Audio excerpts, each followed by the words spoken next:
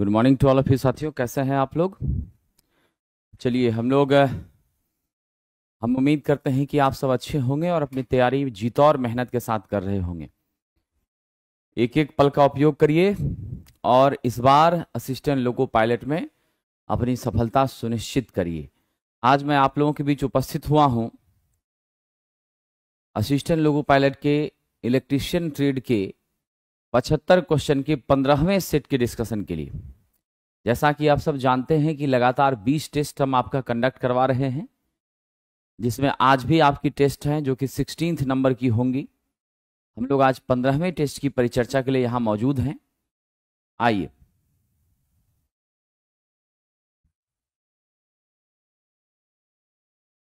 हमारा पहला प्रश्न देखते हैं आज का क्या है।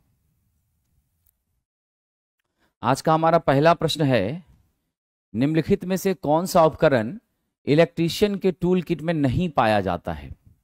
तो साथियों, इलेक्ट्रीशियन नाइफ होती हैं जिसकी मदद से हम क्या करते हैं, इंसुलेशन को हटाने का काम करते हैं। क्या करते हैं? इंसुलेशन को रिमूव करने का काम करते हैं।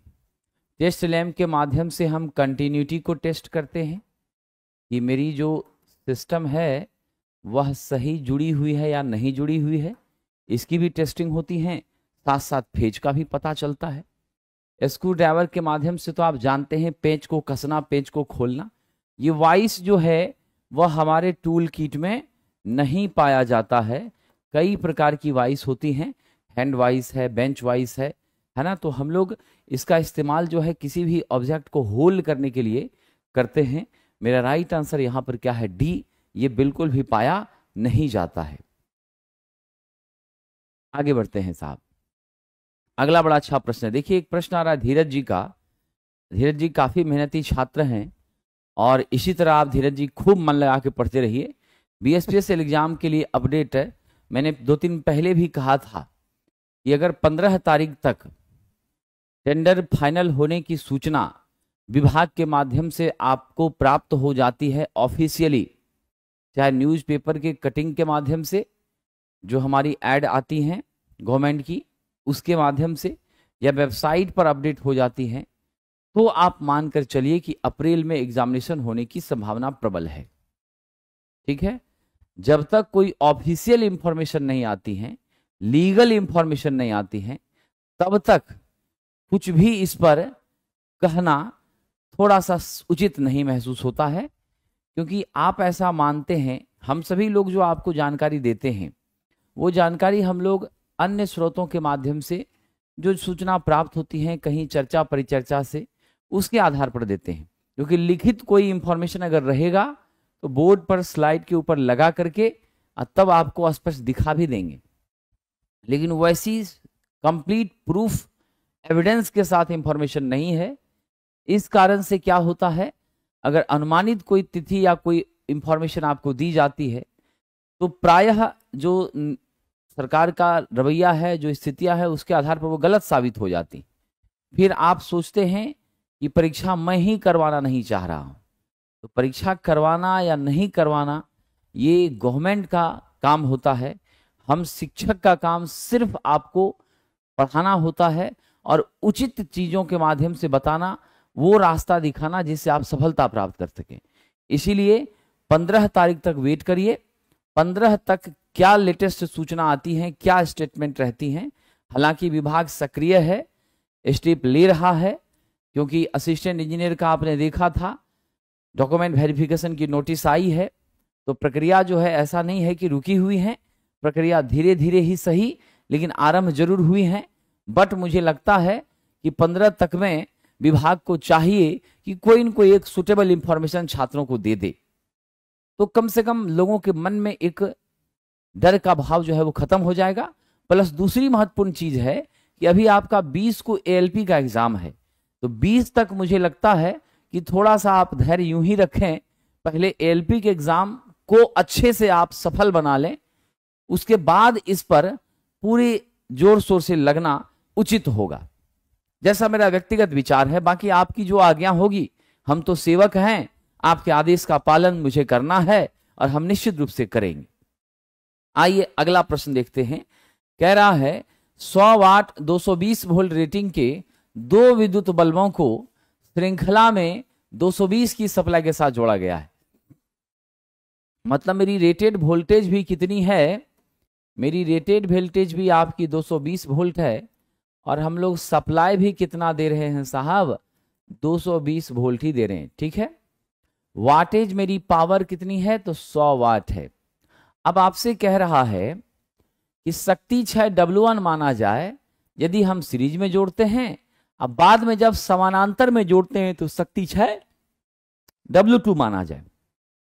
तो पहली बार हम लोग क्या करते हैं, सबसे पहले हम लोग रेजिस्टेंस निकाल लेते हैं अपने बल्ब का, है ना साहब।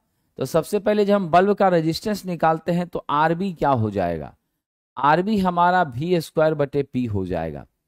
V² मतलब 220 गुना 220 अब बटे आपका 100, सिंप्लीफाई कर लीजिए, ये आपका 484 ओम आता है। How much will be the magnitude, 484। पहला कंडीशन है श्रेणी में संयोजित होता है तब, तो देख लीजिएगा यदि श्रेणी में संयोजन होगा तो मेरा मान क्या होगा, 484 प्लस 484, या नहीं तो आप 2 गुना 484 कर देते, है ना, 2 इंटू 484 कर देते, इट बिकम्स 968, कितना हो जाएगा, 968 ओम हो जाएगा। पहली चीज। अब जब 968 ओम होता है तो हम लोग सीरीज में इसका पावर W1 निकालते हैं। आप जानते हैं पावर का मान क्या होता है, तो मेरा V² R होता है। ऐसी परिस्थिति में साथियों गौर करिएगा, V² जब R हो गया तो हम लोग यहाँ मान निकाल लेते हैं, कितना हो जाएगा, 220 गुना 220 अब बटे आपका 968। अभी सॉल्व मत करिए, इतना ही रहने दीजिए, बाद में हम लोग काट लेंगे। ठीक है, उसके बाद हमारा दूसरा कंडीशन है समांतर संयोजन में। दूसरा क्या है साहब, समांतर संयोजन में। तो समांतर संयोजन में मेरा R इक्विवेलेंट क्या हो जाएगा, दो प्रतिरोध जब समान मान का है तो उसका इक्विवेलेंट क्या होगा, R/N। तो R/N का कंसेप्ट से मेरा 484/2 हो गया, इसका मान 242 ओम हो गया। ठीक है, अब यहां से हम लोग करते हैं W2 का कैलकुलेशन। अब ये फिर V²R यानी 220 गुना 220 अब बटे आपका 242 हो गया। क्वेश्चन ने कहा है W1/W2 करने के लिए, अब चलिए हम यहां कर देते हैं साहब W1/W2। W1/W2 करिएगा, मेरा मान क्या है, 220 गुना 220 बटे 968 इंटू कर दीजिए, इसको हम लोग पलट देते हैं, ये नीचे आएगा तो पलट जाएगा, इंटू हो जाएगा 242/220 गुना 220, 220 कट गया, है ना, मेरा मान बच रहा है 242/968। तो ये कितनी बार में कटेगा, 1/4, 1/4 आ गया साथियों। 1/4 का मतलब क्या होता है my dear friend, that become 0.25। तो मेरा जो अनुपात हुआ साथियों वह क्या है, मेरा जो अनुपात है वह क्या है, 0.25 के बराबर है। ऑप्शन नंबर बी 0.25 के बराबर। ऐसे प्रश्नों को इतने लंबे चौड़े ढंग से तो कंसेप्चुअली हमने बनाया, लेकिन अगर आप चाहेंगे कि इसको तुरंत में, ठीक है, आप चाहेंगे कि इसको तुरंत में क्या किया जाए, ऑपरेट किया जाए, तो ध्यान रखिएगा साहब, तुरंत में यदि ऑपरेट किया जाए तो चलिए मैं आपको एक टेक्निक बता देता हूं। हम सब जानते हैं मेरी पावर व्युत्क्रमानुपाती किसके होती है, प्रतिरोध के होती है। ठीक है, और यदि हमारा सीरीज और पैरेलल का सिमिलर रेजिस्टेंस होगा तो ऐसे केस में आप 100% श्योर हो जाइए कि मेरा जो आपका क्या होगा, P1/P2 होगा, या डेफिनेटली आपकी क्या हो जाएगी, पैरेलल का रेजिस्टेंस बटे आपका सीरीज का रेजिस्टेंस। ठीक है, तो हमने क्या कर लिया साहब, पैरेलल का रेजिस्टेंस हम सीधे यहां से कैलकुलेट कर लिए, तो मेरा पैरेलल का रेजिस्टेंस, सीरीज का रेजिस्टेंस का मान अगर सेम पावर और सेम सब कुछ हो तो नॉर्मली वह क्या होता है, 1/4 के बराबर हो जाता है, सीधे सीधे 1/4 के बराबर हो जाता है, क्योंकि यहाँ पर आपने क्या किया है, 2 से मल्टीप्लाई किया है और नीचे आपने 2 से डिवाइड किया है, तो 4 गुना का अंतर होता है और 4 गुने के अंतर पे 1/4 मान आ जाता है। अगर ऐसा क्वेश्चन रहे बिना कलम उठाए डायरेक्ट 1/4 आप कर सकते हैं, कोई दिक्कत की बात नहीं है। ठीक है, चलिए आगे बढ़ते हैं। देखिए मेरे सभी साथियों, आप सब चिंता मत करिए, बुध बैच के डेट को एक्सटेंशन के लिए मैंने कह दिया है और आज मुझे लगता है कि आपका यह बैच अगस्त तक के लिए एक्सटेंड कर दिया जाएगा। 6 महीने कम से कम इसके वैलिडिटी को बढ़ा दिया जाएगा। ठीक है, क्या किया जाएगा, कम से कम 6 महीने इसकी वैलिडिटी को बढ़ा दिया जाएगा। बिल्कुल चिंता मत करिए, आप सब, आपका जो है वैलिडिटी बढ़ाया जा रहा है और आप लोगों को समस्याएं क्या हो जाएगी, खत्म हो जाएंगी। क्या हो जाएंगी, आप लोगों की समस्याएं खत्म हो जाएंगी, निश्चित रूप से खत्म हो जाएगी। जरा भी चिंता नहीं करना है, समझ गए। मैंने कहा है आप लोगों से, आपकी सफलता तक मेरा साथ है। जब तक आप सफल नहीं होंगे तब तक हम आपके साथ हैं और एकदम लगे रहेंगे विद्यार्थी। चिंता नहीं करना है आपको, समझ गए कि नहीं, बिल्कुल चिंता नहीं करना है। चलिए आगे बढ़ते हैं साहब।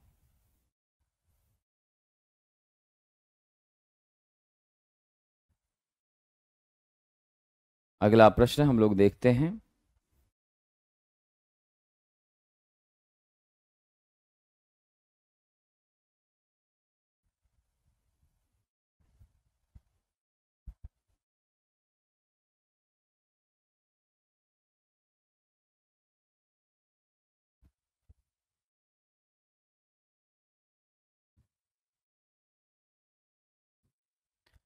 चलिए, एकदम समस्या का समाधान हो जाएगा, बिल्कुल आ जाना चाहिए। चलिए अगला प्रश्न देखते हैं। आज सिटी का इंफॉर्मेशन जरूर आ जाना चाहिए, इसमें कोई शक नहीं है। आज और कल में सिटी की इंफॉर्मेशन जरूर आ जाएगी। चलिए, कह रहा कि 1 एम्पियर की धारा किसी लैंप से 100 सेकंड तक प्रवाहित हो रही है, तो मेरी करंट का मान कितना है साहब, 1 एम्पियर है। टाइम आपका 100 सेकंड है। आपसे चार्ज पूछ रहा है, Q बराबर क्या होता है, I इंटू टी होता है। I मेरा 1 है, टाइम मेरा 100 है, ये आपका क्या हो जाएगा, 100 कूलम हो जाएगा। ऑप्शन नंबर डी के साथ हम लोग क्या करेंगे, आगे बढ़ जाएंगे। किसके साथ आगे बढ़ेंगे, we are going with the option number D. चलिए, कह रहा है कम्बल, बालू आदि का उपयोग करके ऑक्सीजन को रोककर, तो याद रखना साहब, ऑक्सीजन को रोककर, ऑक्सीजन को रोककर, याद रखना, ऑक्सीजन को रोककर, ऑक्सीजन को रोककर आग बुझाने की प्रक्रिया क्या है साहब जी, ऑक्सीजन को रोककर आग बुझाने की प्रक्रिया, यह क्या कहलाती है, यह आपकी स्मूथरिंग कहलाती है। क्या कहलाती है, स्मूथरिंग कहलाती है। और आग से ईंधन को हटाकर, आग से ईंधन को हटाकर, ठीक है, आग बुझाने की प्रक्रिया, आग बुझाने की प्रक्रिया, यह क्या कहलाती है आप जानते हैं, ईंधन से हटाकर आग बुझाने की प्रक्रिया, ईंधन को हटाकर आग बुझाने की प्रक्रिया, यह स्टार्विंग कहलाती है। क्या कहलाती हैं, स्टार्विंग कहलाती है। ठीक है, पानी द्वारा हीट को कम कर आग बुझाने की प्रक्रिया, ये जानते हैं आप क्या कहलाती है, आग बुझाने की प्रक्रिया, यह आपकी शीतलीकरण कहलाती है। क्या कहलाती है, कूलिंग कहलाती है, शीतलिंग कहलाती है। ठीक है, तो मेरे पास ऑप्शन नंबर क्या हो गया, बी सही उत्तर हो गया। साथियों याद रखना, मेरे आग के 3 कंपोनेंट हैं, आपका फ्यूल है, आपकी क्या है, फ्यूल है, ऑक्सीजन है, और आप ध्यान रखिएगा फ्यूल, ऑक्सीजन प्लस आपका साहब अत्यंत ही इम्पोर्टेंट हीट है। ये तीनों चीजें जब एक साथ मिलती हैं तभी आग लगता है। इस तीनों में से किसी एक को भी आपने रिमूव कर दिया, मेरी आग बुझ जाती है। क्या होती हैं? मेरी आग बुझ जाती है। ठीक है, तो हमेशा याद रखना कि आपका ऑक्सीजन रोककर आग बुझाना स्मूदरिंग है, आग से ईंधन हटाकर आग बुझाना स्टर्विंग है, पानी डालकर हीट को कम कर आग बुझाना मेरी क्या है? कूलिंग है। तो यहाँ पर हम लोग ऐसी स्थिति में स्मूदरिंग करने का काम कर रहे हैं। जैसे आप CO2 फायर एक्सटिंग्विशर से CO2 का छिड़काव करते हैं तो ऑक्सीजन कम हो जाती है, बालू डालते हैं तो ऑक्सीजन कम हो जाती है, CCl4 डालते हैं, कार्बन टेट्राक्लोराइड डालते हैं तो ऑक्सीजन कम हो जाती है कि नहीं है? तो इस तरीके से हम लोग यहाँ पे आग को बुझाने का काम करते हैं। रोधन हेतु साधारणतया जो इस्तेमाल किया जाता है पदार्थ वो कौन सा मटेरियल है? साहब जी, हम लोग अगर केबल की विशेष रूप से बात करें तो केबल में कंडक्टर के ऊपर, ठीक है ना, यानी कंडक्टर जो कि आपका कोर के रूप में में लिया जा रहा है, उसके ऊपर इंसुलेशन के लिए हम लोग ज्यादातर किसका यूज करते हैं? इम्प्रेग्नेटेड पेपर का, संश्लेषित कागज का प्रयोग करते हैं। किसका प्रयोग करते हैं साथियों? संश्लेषित कागज का प्रयोग करते हैं। और यह जो मेरी संश्लेषित कागज है इसकी डाइलेक्ट्रिक स्ट्रेंथ 30 के भी प्रति mm तक हुआ करती है। तो आप याद रखेंगे, लचीला भी होता है, मोड़ने में भी आसान होता है, सुलभ इसका संचालन इंस्टॉलेशन भी होता है। बट दिक्कत यही है मेरे डियर फ्रेंड, दिक्कत यही है कि इसमें नमी सोखने की क्या होती है? टेंडेंसी होती है। इसलिए नमी ना सोखे। अगर नमी सोखेगा इसकी कुचालकता कमजोर हो जाएगी और उससे बचने के लिए हम लोगों को क्या करना पड़ता है? लेड सीथिंग करनी पड़ती है, लेड का सीथ लगाना पड़ता है। अदरवाइज हम लोगों को क्या करना पड़ता है दोस्तों? ध्यान रखिएगा, अदरवाइज हम लोगों को लेड सीथ के साथ साथ हम लोगों को मेटल का सीथ, एल्युमिनियम का सीथ लगाना पड़ता है। दोनों में से कोई भी करना पड़ता है। ठीक है, चलिए आगे बढ़ते हैं।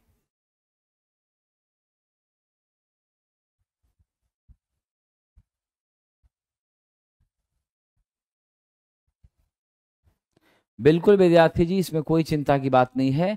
मेरे नीतीश जी, मेरा आपसे निवेदन है कि जो 50+ क्लासेस हैं हमारी, आप 50+ उसे नहीं कहें, आप 68 कहें, क्योंकि 68 डिस्कशन अभी तक मैंने 50 क्वेश्चन का BSPCL के लिए कर दिया है। और 68 के अलावे मुझे लगता है कि लोको पायलट और अन्य परीक्षाओं को मिला करके भी आपका 100 से कम नहीं होगा। ठीक है, यानी आपको 100-150+ क्लासेस होंगी। तो वो जो प्लेलिस्ट बना हुआ है, अगर उस प्लेलिस्ट के माध्यम से आप अध्ययन करते हैं तो आप कंफर्म हो जाइए कि आप 5-7 हजार प्रश्नों को अपनी जेब में रख पाते हैं।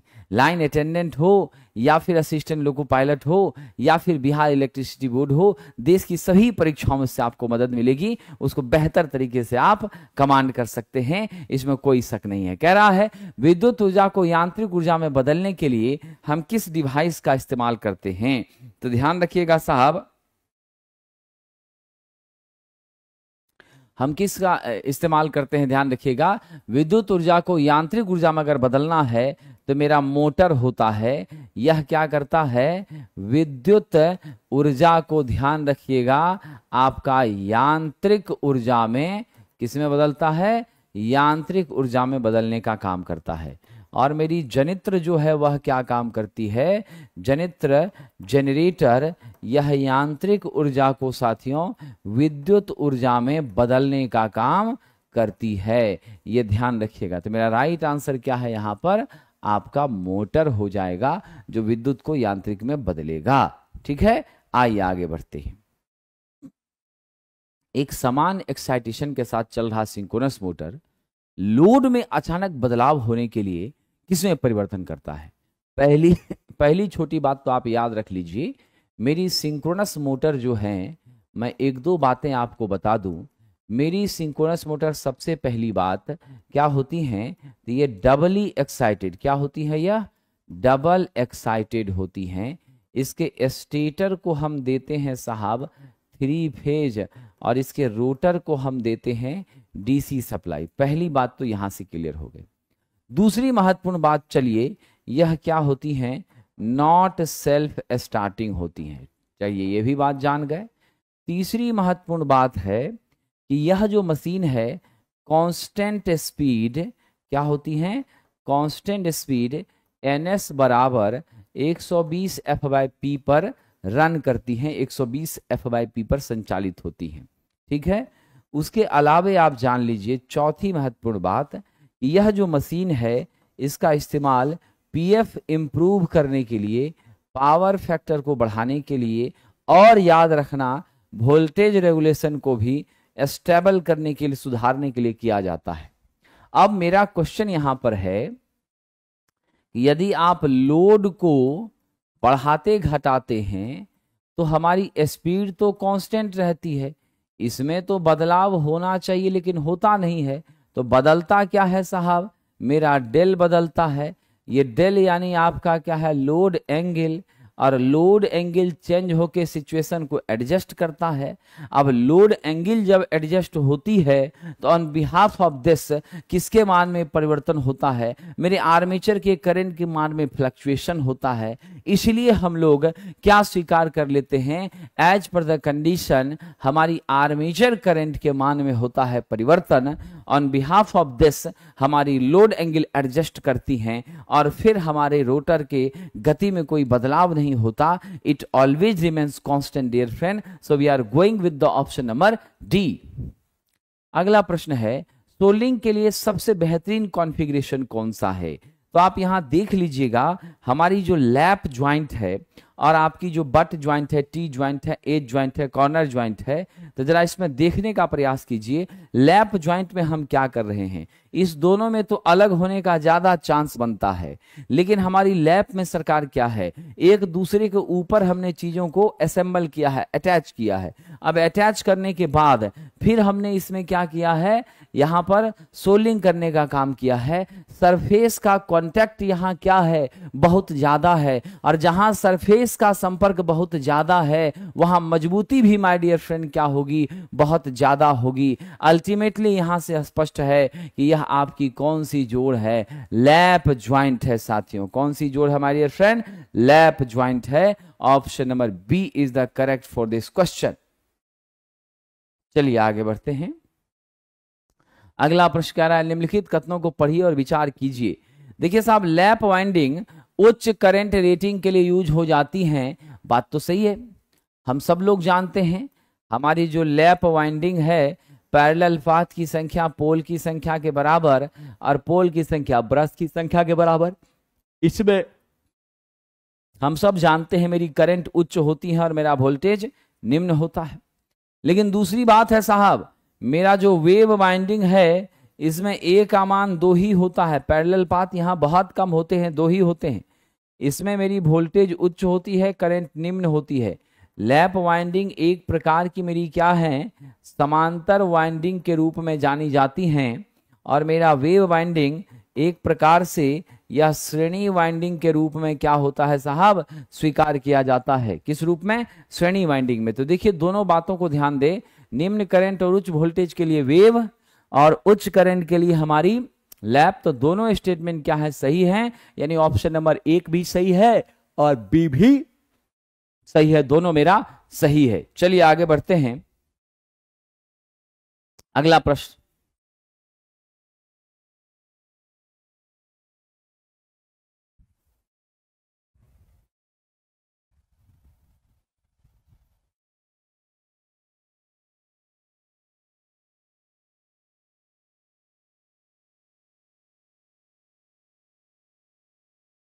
चलिए सीबी एम्पलीफायर का इनपुट प्रतिरोध, सीबी हो गया आपका कॉमन बेस, इसका पूरा नाम क्या है, कॉमन बेस एम्पलीफायर।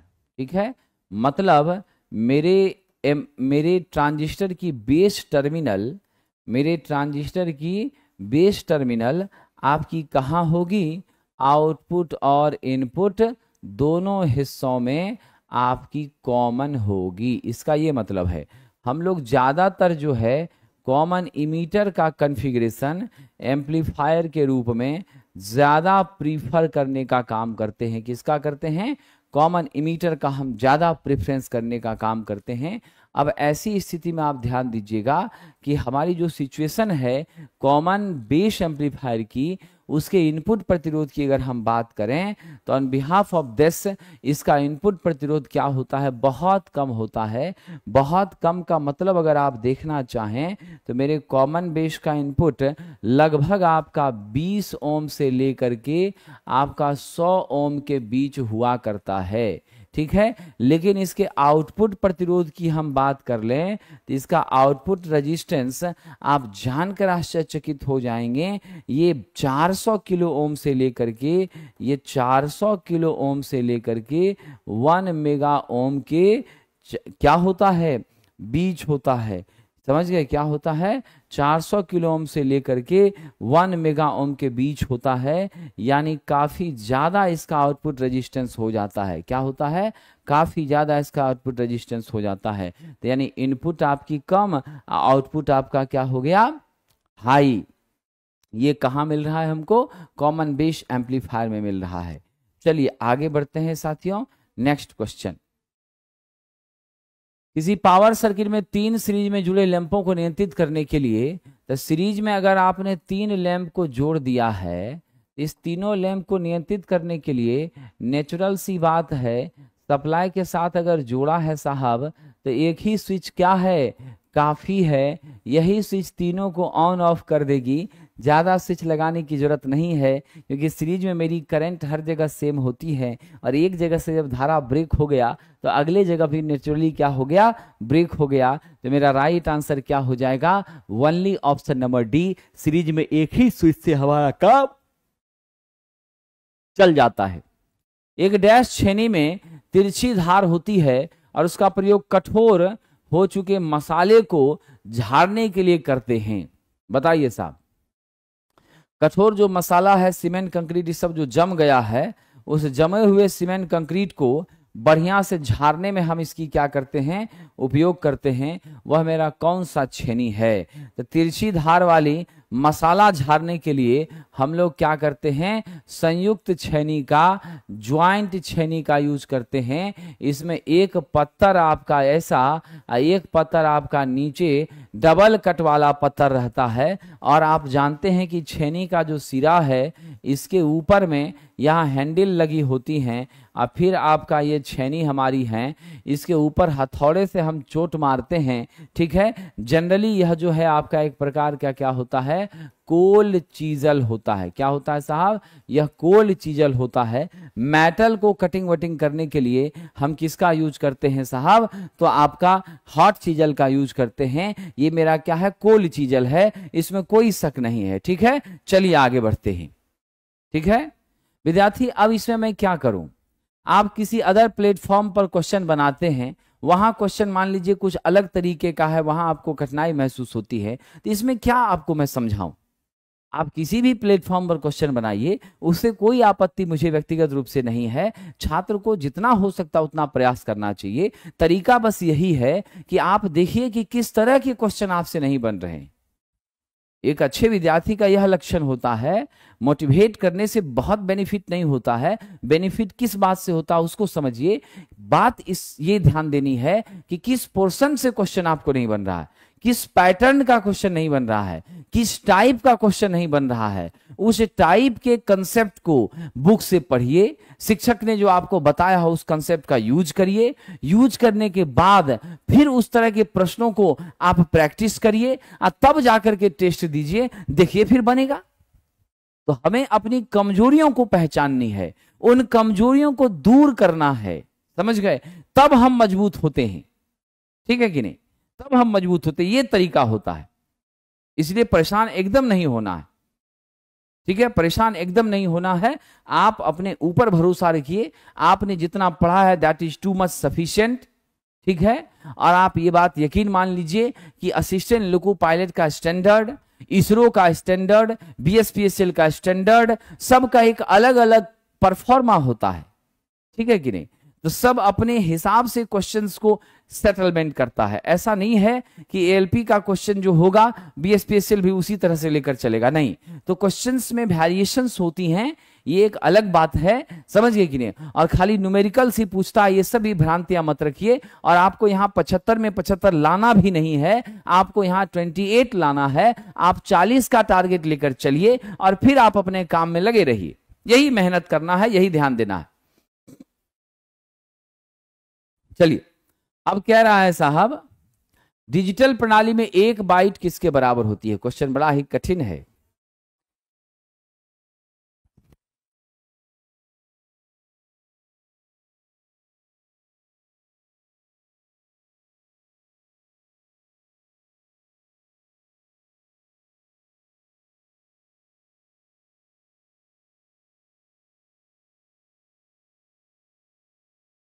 डिजिटल प्रणाली में कह रहा है 1 बाइट किसके बराबर होती है? जल्दी से बताइएगा, इसका जवाब दीजिएगा, आप लोगों से ही उम्मीद है। 1 बाइट बराबर क्या होता है? 8 बिट होता है। क्या होता है सरकार? 8 बिट। तो आंसर तो मेरा मिल गया, लेकिन और भी कुछ चीजों को जान लीजिए। 1 निब्बल जो है वह कितने के बराबर? 4 बिट के बराबर, है ना। तो यानी आपका 2 निब्बल बराबर क्या हो जाएगा? 1 बाइट हो जाएगा, क्योंकि यह फिर कितनी होती हैं?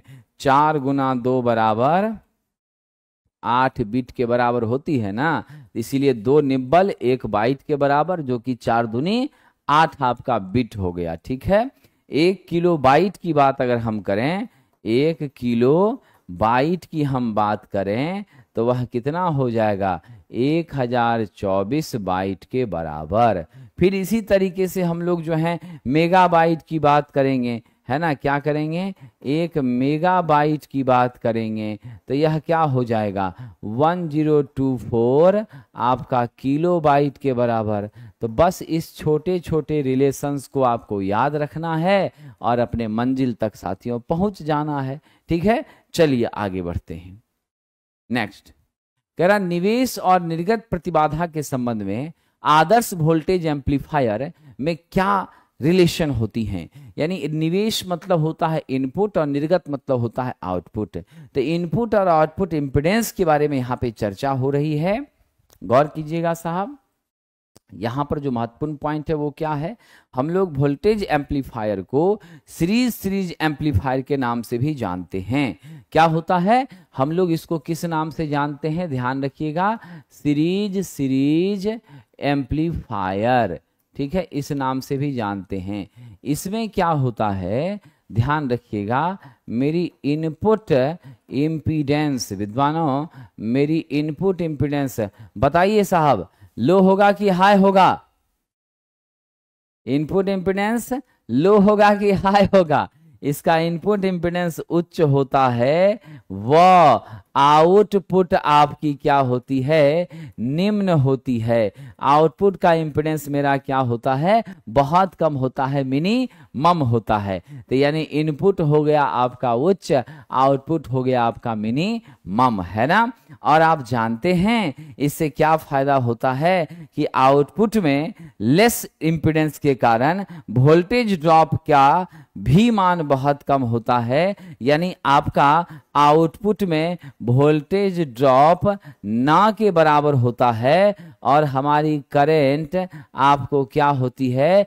प्रॉपर सुटेबल आसानी से हमें प्राप्त हो जाती है। क्या होती हैं? सुटेबल करंट हमें आसानी से प्राप्त हो जाती हैं। और विद्यार्थी जी, इसको हम लोग आउटपुट के वोल्टेज ड्रॉप को मिनिमाइज किए बिना भी लोड को हम लोग सप्लाई देने का काम करते हैं। लोड के साथ इसको हम लोग जोड़ने में सक्षम होते हैं, ये ध्यान रखिएगा। तो याद रखेंगे, option number A is the correct answer. नीचे दिया गया चिन्ह पहचानिए। अब मैंने समझाया है आपको, जिसमें हमारी क्या हो? अंदर की तरफ तीर हो, वह क्या हो जाता है? पीएनपी ट्रांजिस्टर हो जाता है। जिसमें मेरा साहब क्या हो जाए? ध्यान रखेंगे आप लोग, जिसमें बाहर की तरफ तीर हो, बेस, कलेक्टर और इमीटर, वह मेरा क्या हो जाता है? एनपीएन हो जाता है। याद रखना, जिसके साथ तीर हो जिसके क्या हो, साथ तीर का निशान हो, वह मेरी इमीटर की टर्मिनल होती हैं। सबसे ज़्यादा डोपिंग किसकी होती है, हैवी डोपिंग। याद रखना, डोपिंग के कंसंट्रेशन की बात अगर हम करेंगे तो डोपिंग के कंसंट्रेशन की बात करेंगे सबसे ज़्यादा ई का, ई के बाद कलेक्टर का, कलेक्टर के बाद सबसे कम किसका, बेस का। ऐसी हमारी क्या होती है, डोपिंग की सिनारियो होती हैं। तो दिया गया मेरा कौन सा संकेत है, पीएनपी ट्रांजिस्टर है। ट्रांजिस्टर दो शब्द ट्रांस प्लस ईस्टर से बना है। किससे बना है साहब, ट्रांस प्लस ईस्टर से बना है। यानी आपका लो रजिस्टिव सर्किट से हाई रजिस्टिव सर्किट में सिग्नल को ट्रांसफर करने का काम करता है। ये इसका नैतिक फीचर होता है। इतना ही नहीं माय डियर फ्रेंड, आप यह भी जान लीजिए जो बहुत महत्वपूर्ण है, वो ऐसा है साहब कि हमारी ट्रांजिस्टर जब एक्टिव रीजन में होती है तो यह किस रूप में काम करती है, ठीक है, ये किस रूप में काम करती है, जब एक्टिव रीजन में होती हैं तो यह साहब एम्पलीफायर के रूप में काम करती है। ठीक है, सिग्नल के बैंडविड्थ को मजबूत बनाने का काम करती है। तो मेरा राइट आंसर क्या है, ऑप्शन नंबर बी है। ठीक है, चलिए आगे बढ़ते हैं। जेफेट को डैश ट्रांजिस्टर भी कहा जाता है। जेफेट का पूरा नाम तो पहले आप देख लीजिए साहब, ये होता है जंक्शन फील्ड इफेक्ट ट्रांजिस्टर। क्या होता है, जंक्शन फील्ड इफेक्ट ट्रांजिस्टर इसका पूरा नाम होता है। और ये हमारी यूनिपोलर होती हैं। क्या होती हैं, यूनिपोलर होती हैं। या तो इसमें साहब सिर्फ होल्स के कारण कंडक्शन होता है या सिर्फ इलेक्ट्रॉन्स के कारण होता है। इसीलिए जहां होल्स के कारण होता है वह आपका पी चैनल जेफेट होता है, और जहां मेरा इलेक्ट्रॉन्स के कारण होता है वह आपका एन चैनल जेफेट होता है। माय डियर फ्रेंड, ध्यान रखना, यह एक प्रकार की वोल्टेज कंट्रोल डिवाइस है। क्या है मेरे दोस्तों, ये एक प्रकार की वोल्टेज कंट्रोल डिवाइस है। We are going with the option number this much, unipolar, option number B. क्या हो जाएगा साहब, ऑप्शन नंबर बी। ठीक है, आगे बढ़ते हैं। पीसीबी तैयार करते समय, प्रिंटेड सर्किट बोर्ड तैयार करते समय हम लोग कॉपर का एक परत लेते हैं और सर्किट पैटर्न को इसके ऊपर साहब समझ लीजिए छापने का, प्रिंट करने का प्रयास करते हैं, और उसी पैटर्न, सर्किट पैटर्न से हम अपने कंपोनेंट्स को इसके साथ जोड़ते हैं, जो चालक के लिए सुगम पाथ यानी वायरिंग का पाथ, सप्लाई का पाथ, धारा प्रवाह का पाथ देता है। उस प्रक्रिया को क्या कही जाती है, उसको हम लोग एचिंग कहते हैं। क्या कहते हैं दोस्तों, उसको हम लोग एचिंग कहते हैं। The process is called etching dear friend, you always remember this. ठीक है, और हमारी जो आपका पीसीबी है, प्रिंटेड सर्किट बोर्ड है, ये अत्यंत इंपॉर्टेंट कंपोनेंट है। समझ गए, आपको मैं बता दूं साहब कि पीसीबी हम सभी लोगों ने जो डिजाइन किया, तो पीसीबी के डिजाइन करने के बाद हमारी अलग अलग जो कंपोनेंट्स हैं, ध्यान रखिएगा, ठीक है, हमारी जो अलग अलग कंपोनेंट्स हैं, आपके पीसीबी के अंदर जो अलग अलग कंपोनेंट्स हैं, उन सभी कंपोनेंट्स को हम एक ही साथ असेंबल करते हैं, जो कि आपका कई सारा रेडियो है, टेलीविजन है, आपका कंप्यूटर है, हर जगह हम लोग इसका विशेष रूप से क्या करते हैं, प्रयोग करते हैं। समझे कि नहीं? तो मेरा राइट आंसर क्या है, आपका ऑप्शन नंबर बी है। चलिए आगे बढ़ते हैं। देखिए कुछ बच्चे क्या हैं कि वो भटक रहे हैं। मैं बस इतना ही कहना चाहूंगा कि आप अपनी तैयारी पर भरोसा रखें, ठीक है। दूसरा क्या कर रहा है, किसको कितना मार्क्स आ रहा है, किसको कैसे आ रहा है, ये सब अब जानने, समझने और पूछने का टाइम नहीं रहा। ये सब जानने, पूछने, समझने का समय नहीं रहा। अब समय सिर्फ क्या है, अपने मेहनत करने का है। दूसरा अपना क्या करना है वो कर रहा है, इसलिए अपने आप को साधिए, स्वयं को मजबूत करिए, स्वयं को संतुष्ट करिए और स्वयं के लिए सफलता पाने का प्रयास करिए। इसी पर ध्यान फोकस करिए, बाकी इधर उधर भटकिए मत। फिल्टर सर्किट में इंडक्टर क्या करता है, हम सब जानते हैं। फिल्टर सर्किट का काम है मेरे पल्सेटिंग डीसी को, रेक्टिफायर के पल्सेटिंग डीसी आउटपुट को किसमें बदल देना। पल्सेटिंग डीसी आउटपुट को आपको किसमें बदलता है, यह आपका परफेक्ट डीसी आउटपुट में बदलने का काम करता है। हमारी जो साहब इंडक्टर है, यहाँ इंडक्टिव रिएक्टेंस एक्सेल होती हैं, डीसी सप्लाई जब देते हैं तो 2 पाई एफ एल यानी 2 पाई इंटू 0 इंटू एल, यानी आपका एक्सएल का मान 0 होता है, यानी डीसी को कोई रुकावट नहीं है, यानी मेरा इंडक्टर डीसी को अलाउ करता है और एसी को साहब रोकने का काम करता है, जिससे मेरा बाइफर्केशन सेपरेशन हो जाता है। और ऐसी परिस्थिति में साथियों हमेशा ध्यान रखिएगा, यह डीसी को क्या कर रहा है, एसी को ब्लॉक कर रहा है, डीसी को पास कर रहा है। ऑप्शन नंबर मेरा क्या हो गया, डी हो गया। याद रखेंगे डीसी को ब्लॉक और एसी को पास कौन करता है, ये काम मेरे कैपेसिटर का है। ये किसका काम है, ये कैपेसिटर का काम है। तो इसीलिए इस छोटी सी बात को ध्यान रखना, मेरा कैपेसिटर डीसी को रोकता है, एसी को जाने देता है, और मेरी इंडक्टर एसी को रोकती है और डीसी को क्या करती है, अलाउ करती है। ये ध्यान रखिएगा साहब। चलिए आगे बढ़ते हैं, अगला प्रश्न देखते हैं। कह रहा कवचयुक्त केबल से क्या लाभ है, what is the benefits of armoured cable. तो हमने क्या काम किया साहब, कंडक्टर के ऊपर पेपर इंसुलेशन दिया ताकि मेरी कंडक्टर आपस में शॉर्ट न करे। पेपर इंसुलेशन के बाद फिर हमने लेड का सीथ लगाया जिससे यह नमी से बचा रहे। लेड सीथ के ऊपर फिर हमने क्या की, जूट और जस्ती की बेडिंग कर दी जिससे हमारी जर्क को राहत मिले और वो जर्क डायरेक्ट हिट किस पे ना करे, मेरे लेड सीथ पर ना करे। इसके फिर ऊपर हमने क्या किया, तो साहब जी जीआई का या स्टील का हमने रड लेकर के उसका हमने क्या किया साहब, पट्टी लगाने का काम किया। क्या किया हमने, गैल्वेनाइज्ड आयरन या स्टील का रड लेकर के उसके चारों ओर ऊपर से कवर दिया। ये काम हम करते हैं साहब यांत्रिक मजबूती के लिए। किसके लिए करते हैं, यांत्रिक मजबूती के लिए, मैकेनिकल स्ट्रेंथ के लिए करते हैं। और फिर सबसे लास्ट में वेदर से सुरक्षा के लिए हमने यहाँ पर क्या की, सर्विंग कर दी। तो इस तरीके से आपका कंपोनेंट होता है CIMBAS होता है, सिम्बस होता है, यानी C for conductor, I for insulation, M for metallic sheath या lead sheath, B for bedding, A for armouring and the last one S is serving. ठीक है, तो हमारा क्या यहाँ पर मुख्य मकसद है, उच्चतम यांत्रिक प्रभाव को मेंटेन रखने के लिए हम किसका यूज कर रहे हैं साहब, आर्मरिंग का यूज कर रहे हैं। किसका कर रहे हैं, आर्मरिंग का कर रहे हैं। ठीक है, चलिए आगे बढ़ते हैं।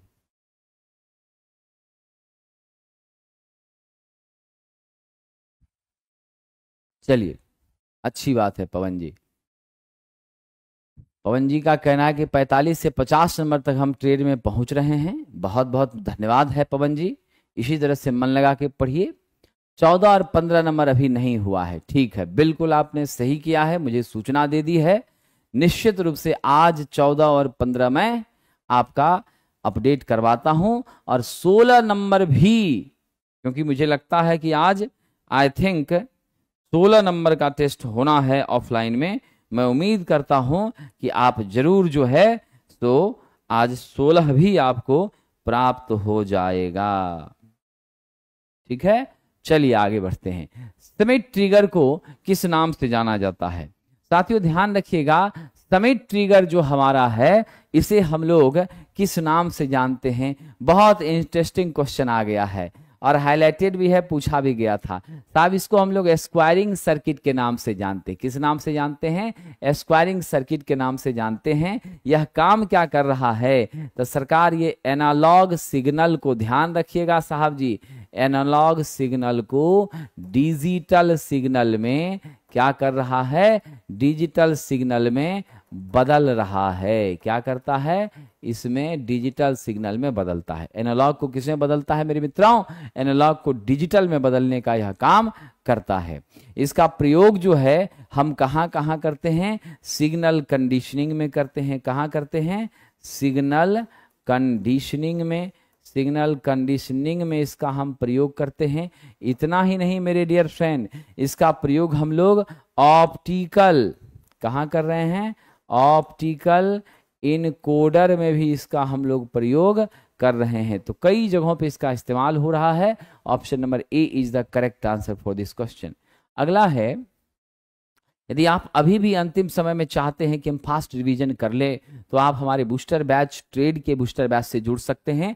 Wireman, electrician, instrument, mechanic, armature vendor सभी छात्रों के लिए काम करेगा। बीटेक डिप्लोमा भी यदि आप हैं और इलेक्ट्रिकल इंजीनियरिंग से और आपने एलपी का परीक्षा सीबीटी 2 देना है, तो वहां भी आपको ये मदद करेगा।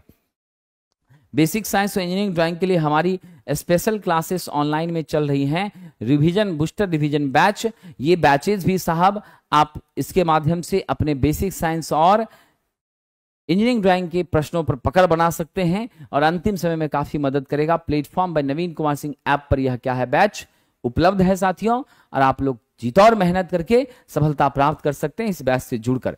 आगे बढ़ते हैं। डीसी जनरेटर में मेन पोल की तुलना में इंटरपेन की पोलरिटी। डीसी जनरेटर की बात हो रही है।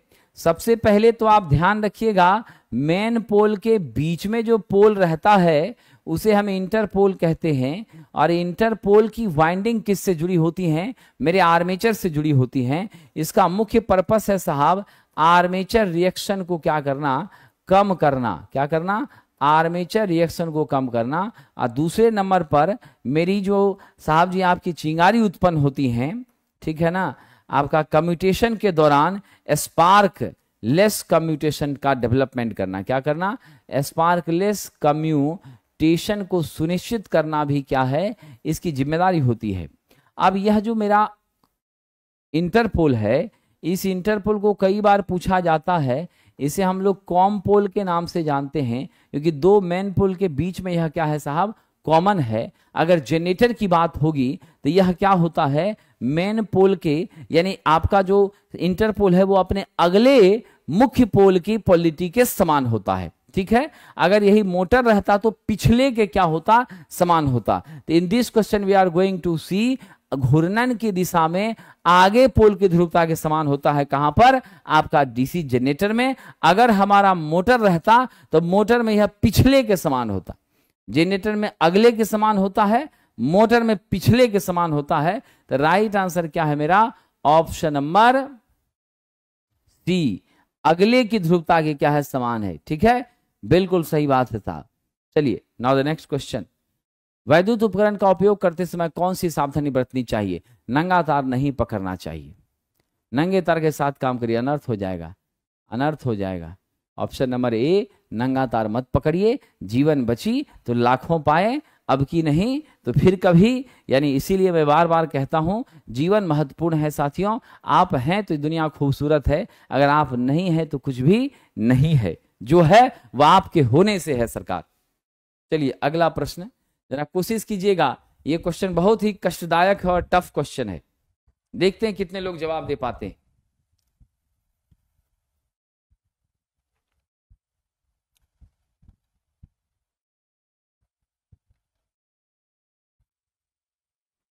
चलिए बहुत अच्छा, बहुत अच्छा। घरेलू ग्राहक को सिंगल फेज की आपूर्ति 230 वोल्ट की दी जाती है, जो हमारा एक फेज प्लस एक न्यूट्रल के माध्यम से कंज्यूमर्स को प्रदान की जाती हैं। इसके लिए हम लोग डिस्ट्रीब्यूशन ट्रांसफार्मर के साथ जुड़ते हैं, और हमारी डिस्ट्रीब्यूशन ट्रांसफार्मर के माध्यम से हमें जो आउटपुट मिलती है वो 3 फेज 4 तार की प्रणाली से प्राप्त होती हैं। और आप जानते हैं यह डिस्ट्रीब्यूशन ट्रांसफार्मर मेरा डेल्टा स्टार कॉन्फ़िगरेशन में कनेक्टेड होता है। 11 केवी को 230 और 420 के रेंज में, 440 420 के रेंज में बदलता है। फ्रीक्वेंसी 50 हर्ज होती है, और हम लोग जो फ्लक्चुएशन है वह लगभग 10% तक सस्टेन करने में कामयाब होते हैं। कोशिश मेरा 5% से नीचे ही रहे, फ्लक्चुएशन तो वही रहना चाहिए। और इन्हीं बातों को ध्यान में रखकर और बिजली की चोरी से भी बचाव के लिए हम लोगों ने अब किसका यूज करना शुरू कर दिया है, तो अब हम लोगों ने केबल का यूज करना शुरू कर दिया है। यानी अब आप ध्यान दीजिएगा, तो हमारे डिस्ट्रीब्यूशन सेक्शन में भी, ग्रामीण इलाकों में भी आप देखते होंगे कि हमारा क्या हो गया है, सब जगह अब केबल का ही इस्तेमाल किया जाने लगा है। सब जगह अब क्या किया जाने लगा है साथियों, केबल का ही प्रयोग किया जाने लगा है। तो we are going with the option number A. Now the next question.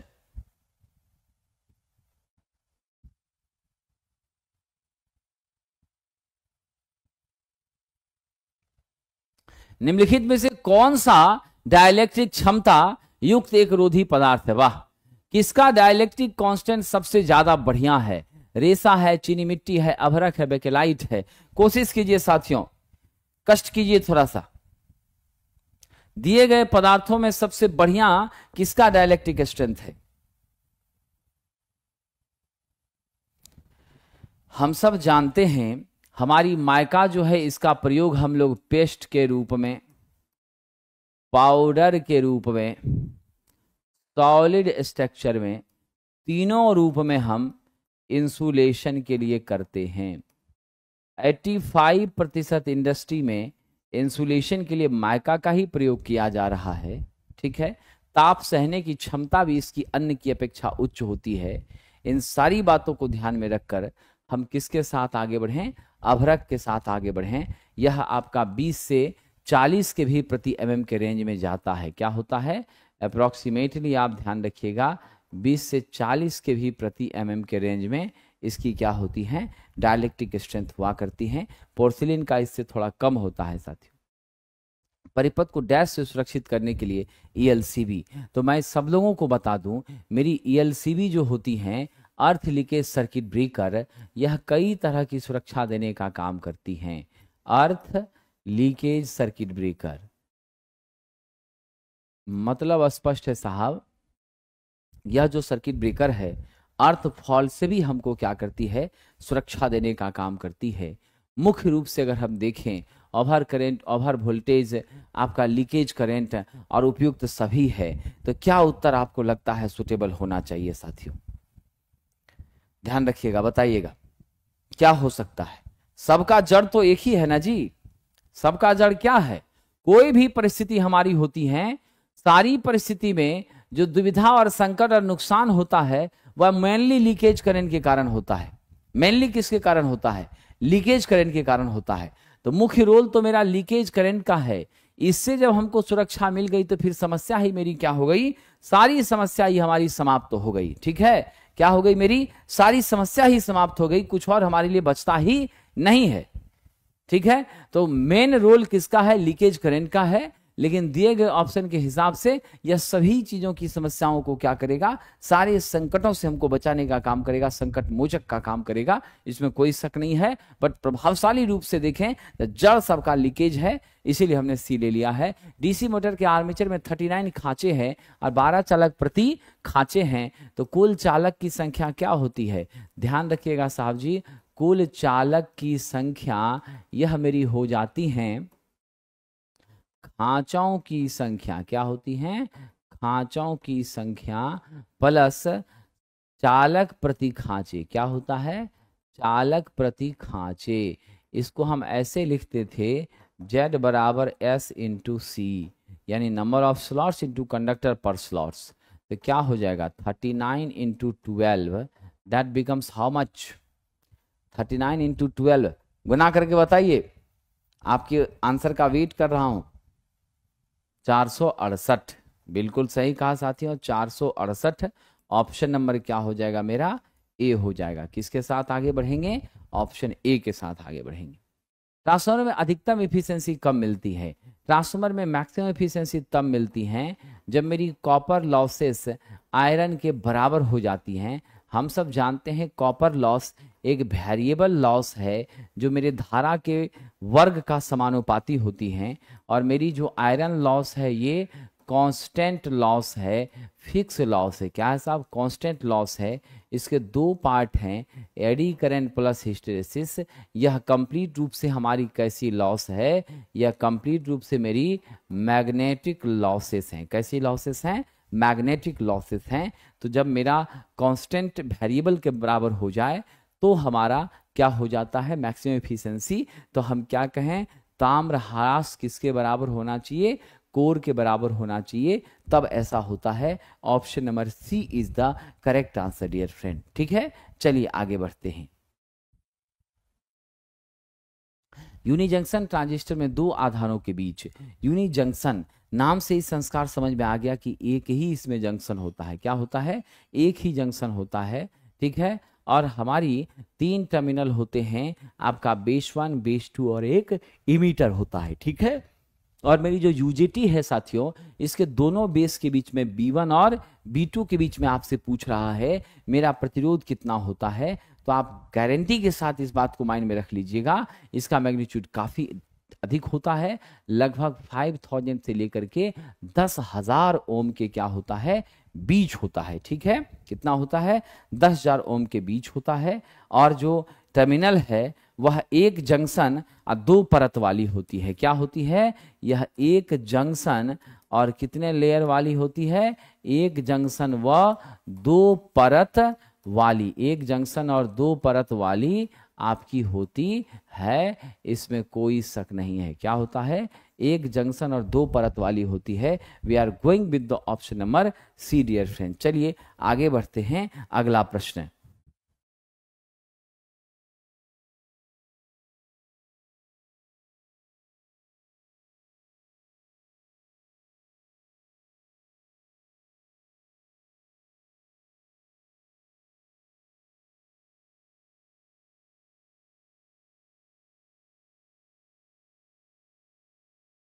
अच्छा, आइए आगे बढ़ते हैं, अगला प्रश्न।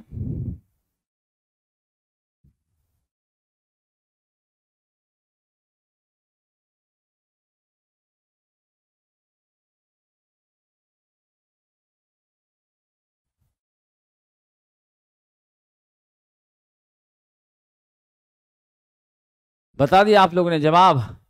कह रहा टेबल फैन की गति को कैसे नियंत्रित किया जाता है। तो साथियों, टेबल फैन हो या सीलिंग फैन हो, हम लोग वोल्टेज को नियंत्रित करके क्या करते हैं, वोल्टेज को नियंत्रित कर हम स्पीड को नियंत्रित करते हैं। और वोल्टेज नियंत्रित करने के लिए हम किसका यूज करते हैं, वोल्टेज रेगुलेटर का यूज करते हैं। आजकल हम लोगों ने क्या किया है, इलेक्ट्रॉनिक, क्या किया है साहब, इलेक्ट्रॉनिक वोल्टेज रेगुलेटर का आजकल हम लोगों ने प्रयोग करना शुरू कर दिया है। तो मेरा इनपुट वोल्टेज को नियंत्रित कर हम क्या करते हैं, अपने स्पीड का नियंत्रण कर पाते हैं, आपका टेबल फैन हो या सीलिंग फैन हो, दोनों जगह पर। ठीक है, आइए, किसी एलसी परिपथ में दोलन की आवृत्ति होती है एल और सी।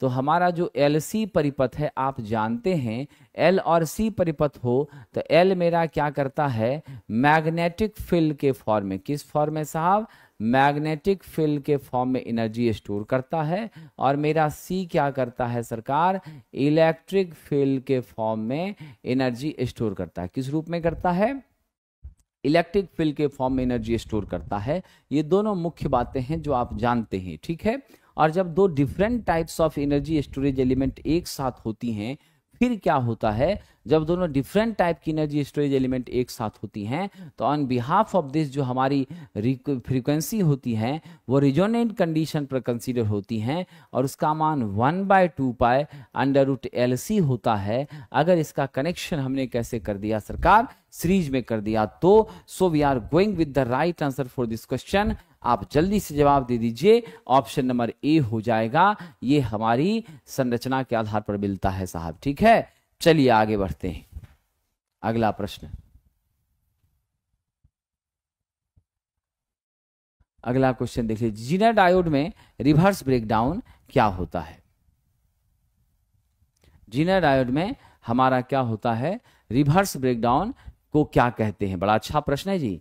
जीनर डायोड जो है, एक तो सबसे पहले आप जान लीजिए हमारी जीनर डायोड आपकी क्या है, ध्यान रखिएगा, हमारी जीनर डायोड जो है साथियों, यह एक ऐसी डायोड है जो किस बायास में काम करती है, तो हम सब जानते हैं यह आपका रिवर्स बायास में काम करती है। कैसे काम करती है, रिवर्स बायास में, यानी इसके एन टाइप के टर्मिनल को बैटरी के पॉजिटिव से, अब पी टाइप को क्या करते हैं, बैटरी के निगेटिव से जोड़ने का काम करते हैं। ठीक है, अब यहां पर ध्यान ये देना है माय डियर फ्रेंड कि जीनर में जो ब्रेकडाउन हो रही है रिवर्स के बिहाफ में, वह आपका क्या कहलाता है, एवलांचे इफेक्ट कहलाता है। क्या कहलाता है, एवलांचे ब्रेकडाउन कहलाता है। और इस एवलांचे ब्रेकडाउन में ऋणात्मक आपकी क्या होती है, वोल्टेज का मान इतना बढ़ा दिया जाता है कि अचानक मेरी करंट क्या हो जाए।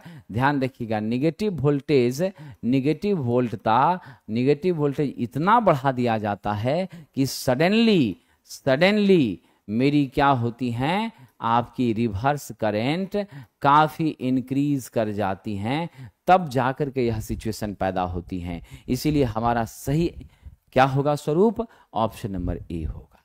चलिए आगे बढ़ते हैं। निम्नलिखित में कौन द्विदिशात्मक युक्ति है? बाय डायरेक्शनल अवयव कौन सा है?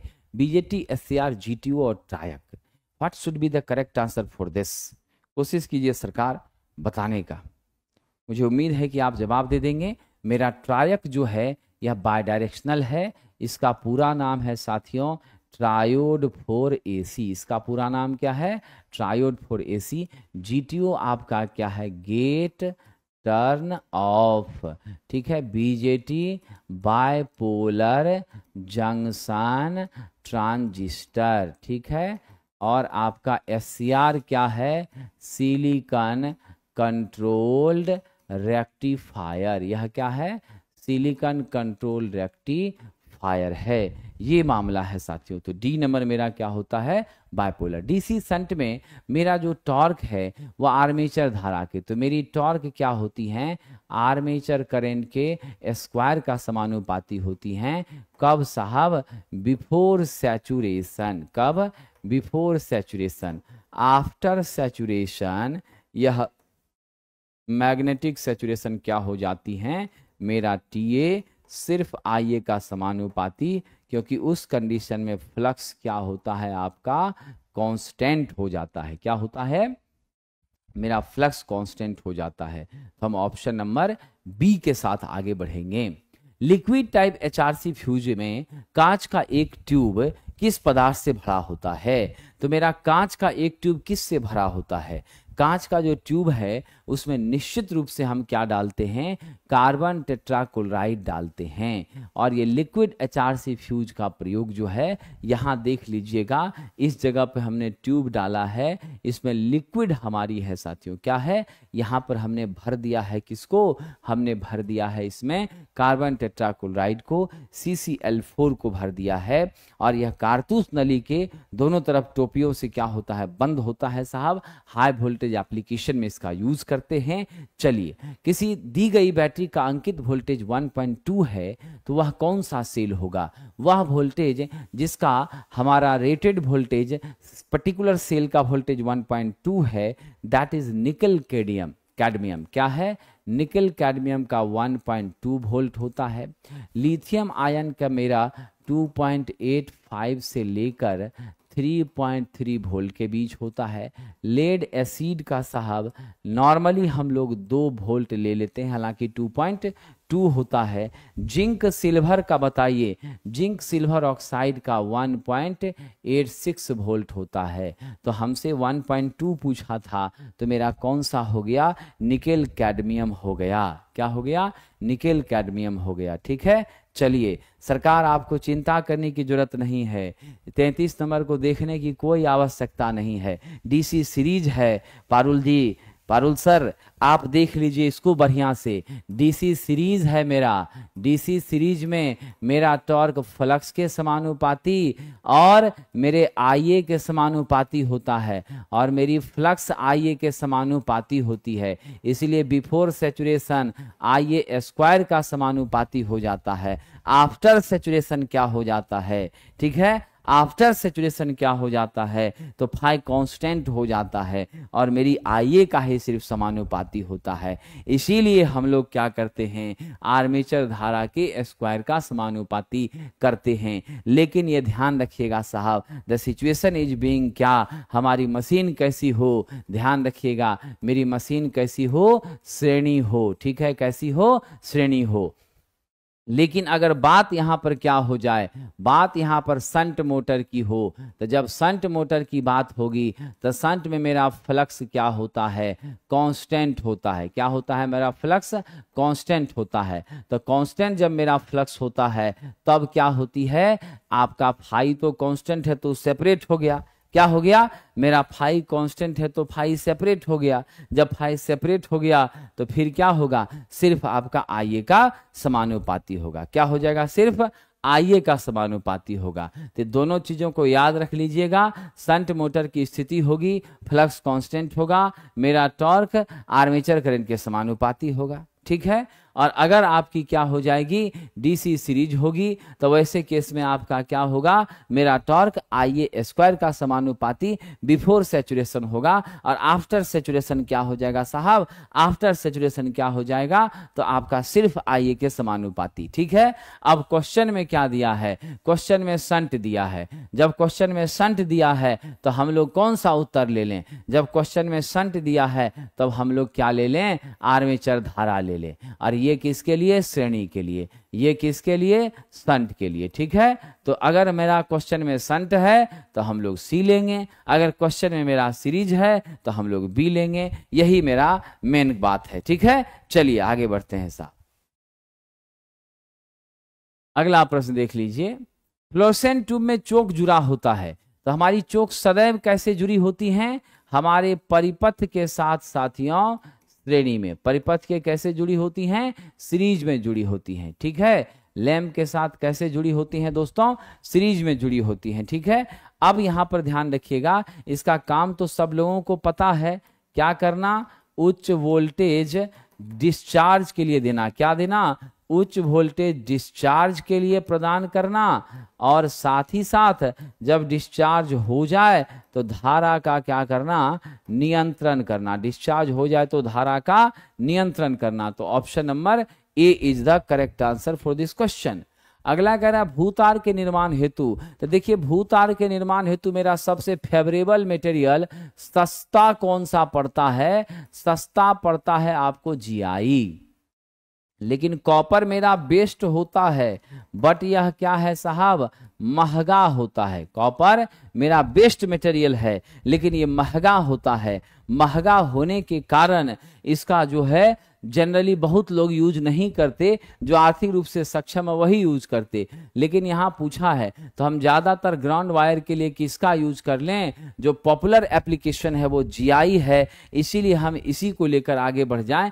महंगा होने के कारण बढ़िया है लेकिन महंगा है, हम लोग इसका प्रयोग कम करते हैं। और रही बात साथियों ध्यान रखिएगा, तो GI के बारे में, यानी आप एक बात ध्यान रखिएगा, GI के बारे में यह जंग रोधी होता है। क्या होता है, जंग रोधी होता है। इस पे जंग बिल्कुल भी मेरा नहीं लगता है। और मैं एक छोटी सी बात बता दूं कि यह जो है आपका साहब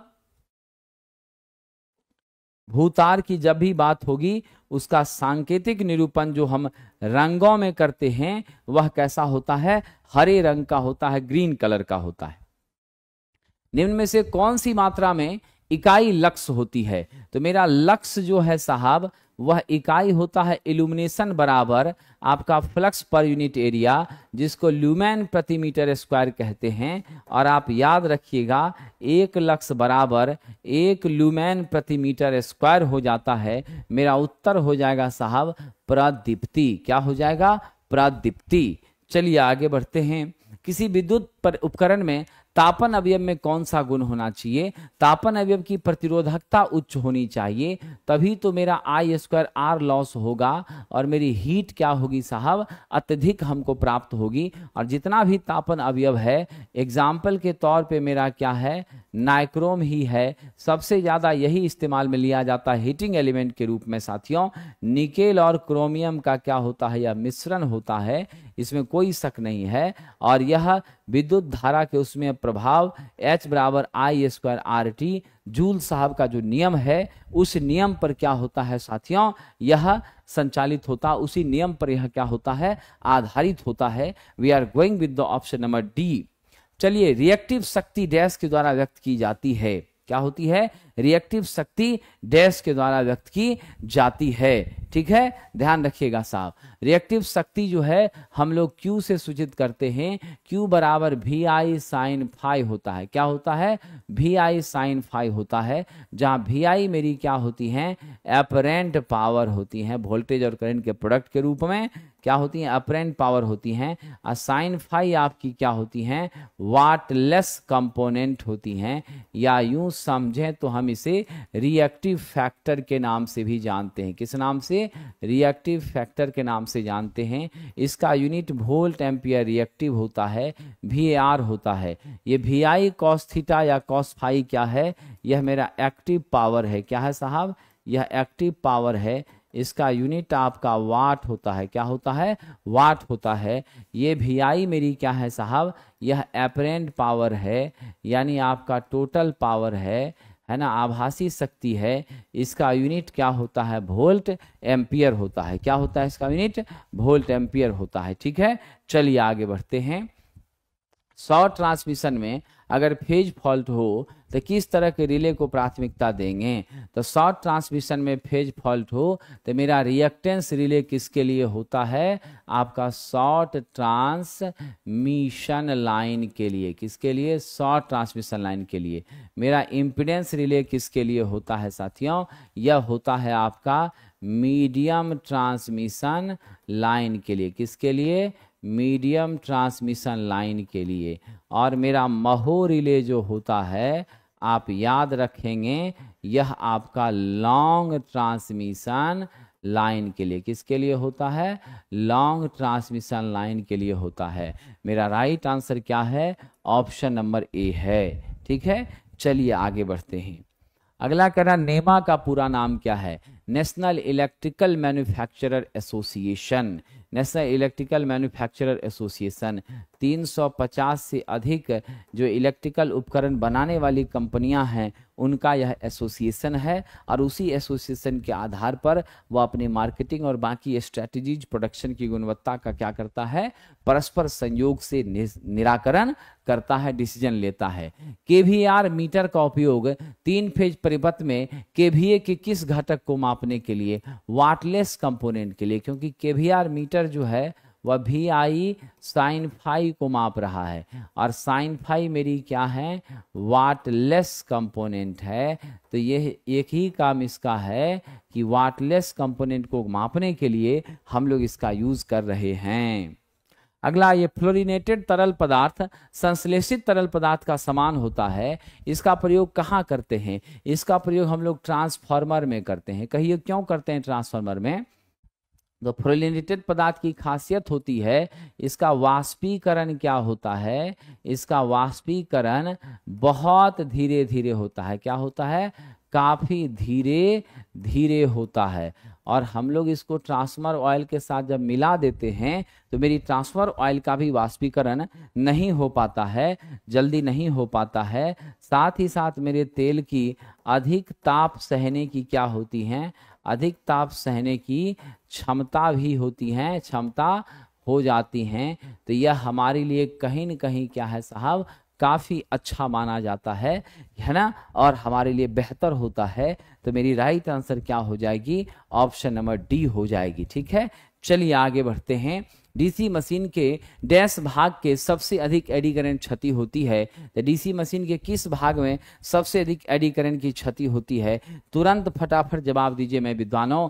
मैं आपको स्पष्ट बता दूं, आर्मेचर वाले भाग में सबसे ज्यादा होती हैं। ठीक है, आर्मेचर वाले भाग में आपका मैग्नेटिक फील्ड रहता है, फिर आपका कम्यूटेटर प्लस आपका जो कार्बन ब्रश है, ये सब एरियाज में मेरी लॉसेस काफ़ी ज़्यादा होती हैं। लेकिन एडी करंट का मोस्ट इम्पोर्टेंस कहाँ पर है? आर्मेचर में है। आप जानते हैं इससे बचने के लिए हम लोग थीन लैमिनेटेड शीट्स का प्रयोग करते हैं, यानी लैमिनेटेड आर्मेचर कोर को बनाने का काम करते हैं। विद्युत ऊर्जा कहाँ से प्राप्त होती है? यांत्रिक ऊर्जा से, रासायनिक से, प्रकाश से, जल से, सभी जगह से प्राप्त होती है। हम कई रूपों में पनबिजली से, थर्मल प्लांट से, आपका विंड से, जियोथर्मल से, सन से, हर जगह से हम लोग बिजली को क्या करते हैं? उत्पादित कर लेते हैं। इसमें कोई शक नहीं है। ठीक है, चलिए आगे बढ़ते हैं। चलिए, बहुत अच्छी बात है अमित जी, बहुत बहुत बधाई हो आपको, आपका बुद्धा बैच एक्टिव हो गया है। बिल्कुल, बस मैंने कहा था कि हम लोग अपने वादों से पीछे नहीं हटेंगे और आपके साथ का जो हमने वादा किया है, हम और हमारी संस्थान, यह हमेशा इस बात का हम लोग ध्यान रखेंगे कि आपके लिए हमारा जो समर्पण है वो कम नहीं होगा। बाकी भी कुछ छात्र कल चिंतित थे, कई बच्चों ने मुझे मैसेज भी किया था, ठीक है कि नहीं? तो सभी में से सभी छात्रों को मैं कह दूं कि सब लोगों का बढ़ा है, सिर्फ अमित जी का ही नहीं, ऑल छात्रों को बढ़ाया गया है, क्योंकि आप सफल जब तक नहीं होंगे, आपका साथ हम कैसे छोड़ सकते हैं। आइए अगला प्रश्न देखते हैं। किस तरह के वायरिंग में परिवर्तन करना आसान होता है? तो alteration is easy in which type of wiring? जब जहां जैसे चाहिएगा परिवर्तित कर दीजिएगा, तो वो चीज मेरा क्लीट में होता है। क्या होता है? क्लीट में होता है। हालांकि यह कैसी वायरिंग है? आपकी क्लीट एक प्रकार की अस्थाई वायरिंग है। कैसी वायरिंग है? अस्थाई वायरिंग है। हालांकि हर दृष्टिकोण से सुरक्षा तो नहीं मिलती है, लेकिन ये टेम्पोररी वायरिंग बहुत ही आराम से क्या होता है, आप जब जहां जैसे चाहिए लगा सकते हैं, इंस्टॉल कर सकते हैं, खोल सकते हैं, एक्सटेंड कर सकते हैं। हर चीज में हमारे लिए सुलभ हो जाता है और इस पर हम लोग पोर्सिलीन का क्लीट ठोक ठोक करके तब तार को समेट करके ले जाने का प्रयास करते हैं। किसके मदद के साथ एसी जनरेटर बिजली को ऊर्जा के बाहरी भार के लिए दे देती है?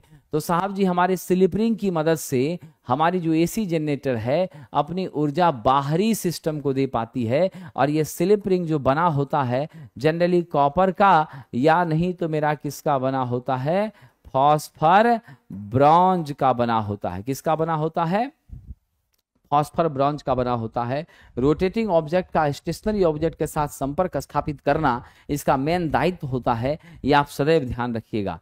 सरकार कह रहा है किसी मोटर द्वारा ली गई धारा उसके टर्मिनल पर आरोपित डैश और स्टेटर की प्रतिबाधा द्वारा निर्धारित की जाती है। तो क्या जवाब इसका दे दीजिएगा साहब? हमारे स्टेटर के टर्मिनल पर जो वोल्टेज है वो वोल्टेज और उसकी इंपेडेंस, क्योंकि आई बराबर सब लोगों को मालूम है V/Z होता है।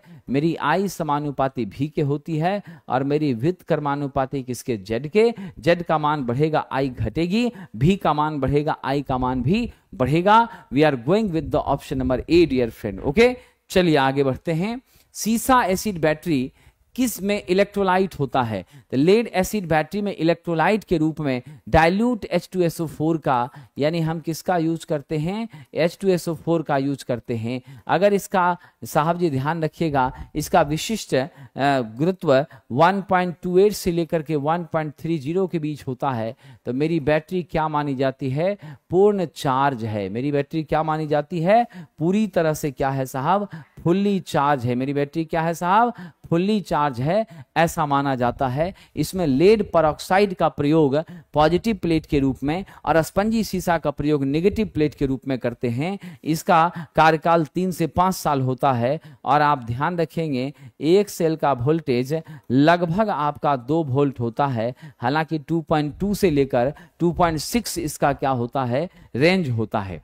सरकार, यह टेस्ट जो आपके बीच में परिचर्चा कर रहा हूं वो हमें प्राप्त होगा आपको प्लेटफॉर्म ऑनलाइन टेस्ट एप्लीकेशन पर। कहां पर? प्लेटफॉर्म ऑनलाइन टेस्ट एप्लीकेशन पर। और इसकी पीडीएफ वगैरह भी जो आप बार बार पूछते हैं सब वहीं पर मिलेगा। डिस्कशन भी और सारी चीजें वहीं पर प्राप्त होंगी। और ये 26 सेट का जो मेरा बुक आया है विशेषकर इलेक्ट्रीशियन के छात्रों के लिए, जरूर आप लोग इस बुक को ले लीजिए और इस बुक से क्वेश्चन की प्रैक्टिस करिए। काफी परीक्षा में मदद मिलेगी, आपकी सफलता निश्चित सुनिश्चित यहां से हो जाएगी। 6 सेट इसमें प्रीवियस है, आपको पिछले प्रश्नों का अंदाजा हो जाएगा और 20 मॉडल है जिससे आप अपनी प्रैक्टिस कर पाएंगे। लगभग आपका 2000 प्लस क्वेश्चन का यहां पर कलेक्शन है जो आपको मजबूती दिलाएगा। तो ये ले लीजिएगा। किसी भी तरह की सूचना के लिए 7079212121 पर आप इंफॉर्मेशन ले सकते हैं टेस्ट और बुक से संबंधित सूचना के लिए। चलिए आगे बढ़ते हैं। संतुलित लोड में जुड़े 3 फेज वाले स्टार में न्यूट्रल में करंट कितना होता है। जब मेरा संतुलित हो गया तो न्यूट्रल से करंट क्या होती है, IN बराबर IR plus IY plus IB must be equal to 0। सभी फेजों के बीच कितने का अंतर, 120 का अंतर होता है।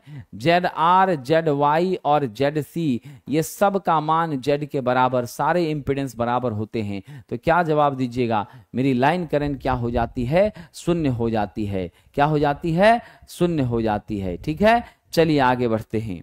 अगला प्रश्न है, एक ट्रांसफार्मर के लो हानि को किसके योग में, तो मेरी आयरन लॉस जो होती है PI, यह आपका PH प्लस PE होती है साथियों। हिस्टेसिस और एडी करंट लॉस है। हिस्टेसिस आपका कम होता है अच्छी गुणवत्ता के मैग्नेटिक मटेरियल अच्छी गुणवत्ता के चुंबकीय पदार्थ का प्रयोग से, जैसे आपका CrGOS, जैसे आपका सिलिकॉन, स्टील, इन सब से होता है। और एडी करंट दूर होता है थीन लैमिनेशन से। किससे दूर होता है ये, थीन लैमिनेशन से। 0.35 से लेकर 0.5 mm का थिकनेस हम लोगों को रखना होता है। तो क्या जवाब दीजिएगा, एडी करंट लॉस और हिस्टेरिसिस लॉस 1 और 5। तो उत्तर क्या हो जाएगा, बी नंबर में 1 और 5 है, ऑप्शन नंबर बी ले लेंगे। चलिए आगे बढ़ते हैं। High pressure mercury vapour lamp निम्नलिखित में डैश का मुख्य इलेक्ट्रोड ग्रुप प्रयोग करता है। तो मेन इलेक्ट्रोड जो यहां बनी होती है वो मेरी किसकी होती है, टंगस्टन की बनी होती है, याद रखिएगा। इस लैंप का प्रयोग जो है 30 से 40 ल्यूमेन प्रति वाट के लिए होता है। इसकी वर्किंग आवर जो है साहब, वर्किंग आवर ये 9000 आवर्स के आसपास होती हैं। इतनी होती हैं, 9000 घंटे के आसपास होती हैं। और अत्यंत महत्वपूर्ण बात साहब यहाँ पे ध्यान दे दीजिएगा कि यह जो लैंप है जब भी यूज किया जाएगा उसको वर्टिकली ही इंस्टॉल करना है। यूवी रेडिएशन इससे होती हैं, इसलिए इसको घरों के अंदर बिल्कुल यूज नहीं किया जाता है, या आउटस्कर्ट्स में, फैक्ट्री वगैरह में, इन सारे जगहों पर क्या होता है साहब, यूज किया जाता है, यह ध्यान रखिएगा। तो मेरा सही उत्तर क्या है सरकार, ऑप्शन नंबर डी है, टंगस्टन। क्या है साहब, टंगस्टन। बिल्कुल हो जाएगा सुमित जी, क्यों नहीं ट्रेड होगा, होना ही है, ट्रेड को होना ही पड़ेगा।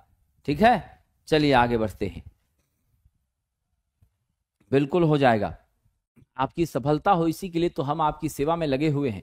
अस्थाई विभक्त सिंगल फेज मोटर में नहीं होता है साहब, परमानेंट, क्या कह रहा है, permanent capacitor, permanent capacitor split phase motor.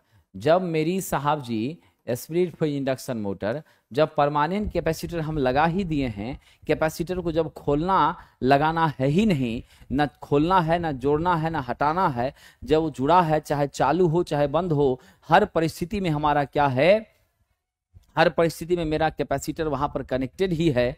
तो ऐसी स्थिति में कहीं खोलखाल है नहीं, तो आपको यहाँ किसी भी हाल में साहब सेंट्रीफ्यूगल स्विच की जरूरत एकदम नहीं पड़ती है। यह 24 घंटे हमेशा मेरा क्या होता है, कनेक्टेड होता है, किसके साथ साथियों, मेरे मोटर के साथ। और इसी का प्रयोग हम लोग जनरली कहाँ करते हैं, तो सीलिंग फैन में करते हैं। कहाँ यूज करते हैं सरकार, सीलिंग फैन में, इसी का हम लोग विशेष रूप से प्रयोग करते हैं। अगला करा, स्टार डेल्टा में स्टार्टिंग करंट हो जाती है। साहब जी हम लोग जो स्टार डेल्टा स्टार्टर का यूज कर रहे हैं, आप जानते हैं इसका यूज हम कहाँ करते हैं, स्क्वायरल के इंडक्शन मोटर 3 फेज वाले में करते हैं। इतना ही नहीं, इसका इस्तेमाल 5 HP से लेकर के 20 HP तक की क्षमता के लिए किया जाता है। हमारी स्टार होने के कारण शुरुआती वोल्टेज V/√3 क्या हो जाती है, आपकी कम हो जाती है, और मेरी धारा लगभग 1/3 आपकी कम हो जाती है। कौन सी धारा, आपकी IST कम हो जाती हैं। ये हमें बेनिफिट मिलता है। We are going with the option number A, मोल की तुलना में 1/3 गुना अधिक। ये गलत बात है ना जी, गलत बात है, कम ना, अधिक हो जाएगा तो अनर्थ न हो जाएगा। मोल की तुलना में 1/3 गुना क्या होगा, कम होगा। रिड्यूस करने के लिए ये नंबर अनर्थ हो जाएगा, क्या होगा, 1/3 कम करने के लिए, रिड्यूस करने के लिए, मिनिमाइज करने के लिए। ठीक है, चलिए साहब, कह रहा है 1 सेंटीमीटर की दूरी पर दो प्लेटों के बीच विभवांतर 10 वोल्ट है, तो प्लेट के बीच विद्युत क्षेत्र कितना होगा, जल्दी बताइए। E बराबर हमारा क्या होता है, V/L होता है। L आपका 1 सेंटीमीटर दिया है और वोल्टेज मेरा कितना दिया है, 10 वोल्ट दिया है। तो सरकार हम इसे मीटर में बदल लें, 1 सेंटीमीटर बराबर 10 के पावर -2 मीटर हम लिख दें, बिल्कुल लिख सकते हैं। 10/10 के पावर -2, तो 10 गुना 10 के पावर 2, यानी आपका 1000 न्यूटन प्रति कूलम हो जाएगा। कोई टेंशन है जी, क्या उत्तर दे दें हम 56 का, 1000, यानी कि आपका क्या हो गया, D number is the correct answer my dear friend. चलिए अगला प्रश्न है सरकार, कह रहा है विकसित देशों में, तो भारत अभी विकसित हुआ नहीं है, 2047 का लक्ष्य रखा गया है भारत को विकसित बनाने में, विकासशील है, प्रगतिशील है, काफी तेजी से भारत आगे बढ़ रहा है। तो विकसित देशों में 33 पर जनरेशन हो रहा है, हालांकि मेरे भारत में भी हो रहा है लेकिन कम मात्रा में हो रहा है। क्या हो रहा है, कम मात्रा में हो रहा है।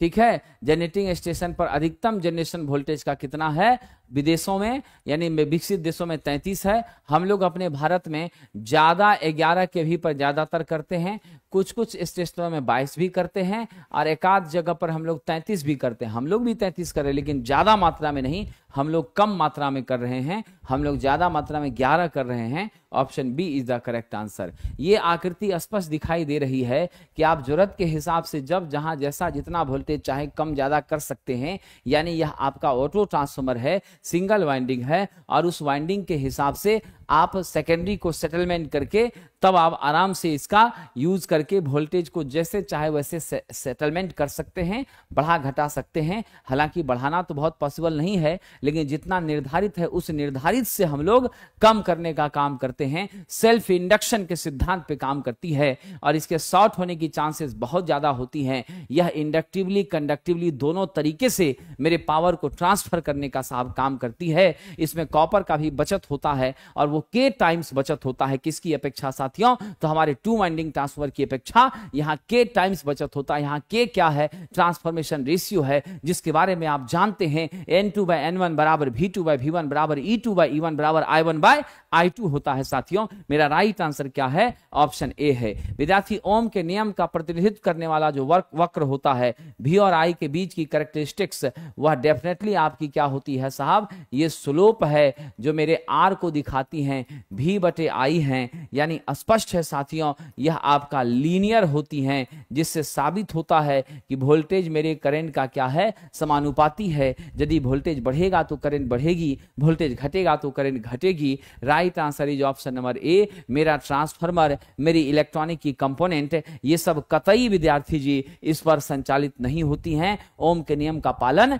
नहीं करती हैं। ये सारे उपकरण क्या होते हैं, ओम के नियम का पालन नहीं करते। विद्यार्थियों, किसी प्रतिरोधक में बाएं से दाएं यदि आप गए हैं, बाएं से दाएं गए हैं, ये लेफ्ट है, लेफ्ट से हम राइट जा रहे हैं। प्रथम 3 बैंड का रंग, पहला आपका पीला है, दूसरा आपका क्या है साहब, बैगनी है, तीसरा आपका लाल है। अब आपसे पूछ रहा प्रतिरोध क्या होगा, ये मेरा ए है, ये मेरा बी है, ये मेरा सी है, और चौथा मान लीजिए नो कलर है। तो चलिए इसको हम लोग नेग्लेक्ट ही कर दें। हालांकि नो कलर अगर रहेगा तो 20% मेरी टॉलरेंस होगी।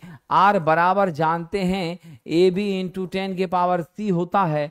ए मेरा पीला है तो 4 इसका कोड हो गया, बैगनी का क्या हो गया साहब, 7 हो गया, है ना, क्या हो गया, 7 हो गया। 80 लाल है तो आपका 2 हो गया, मतलब 4 7 गुना 10 के पावर 2 बराबर 4700 ओम मेरा मान आ गया।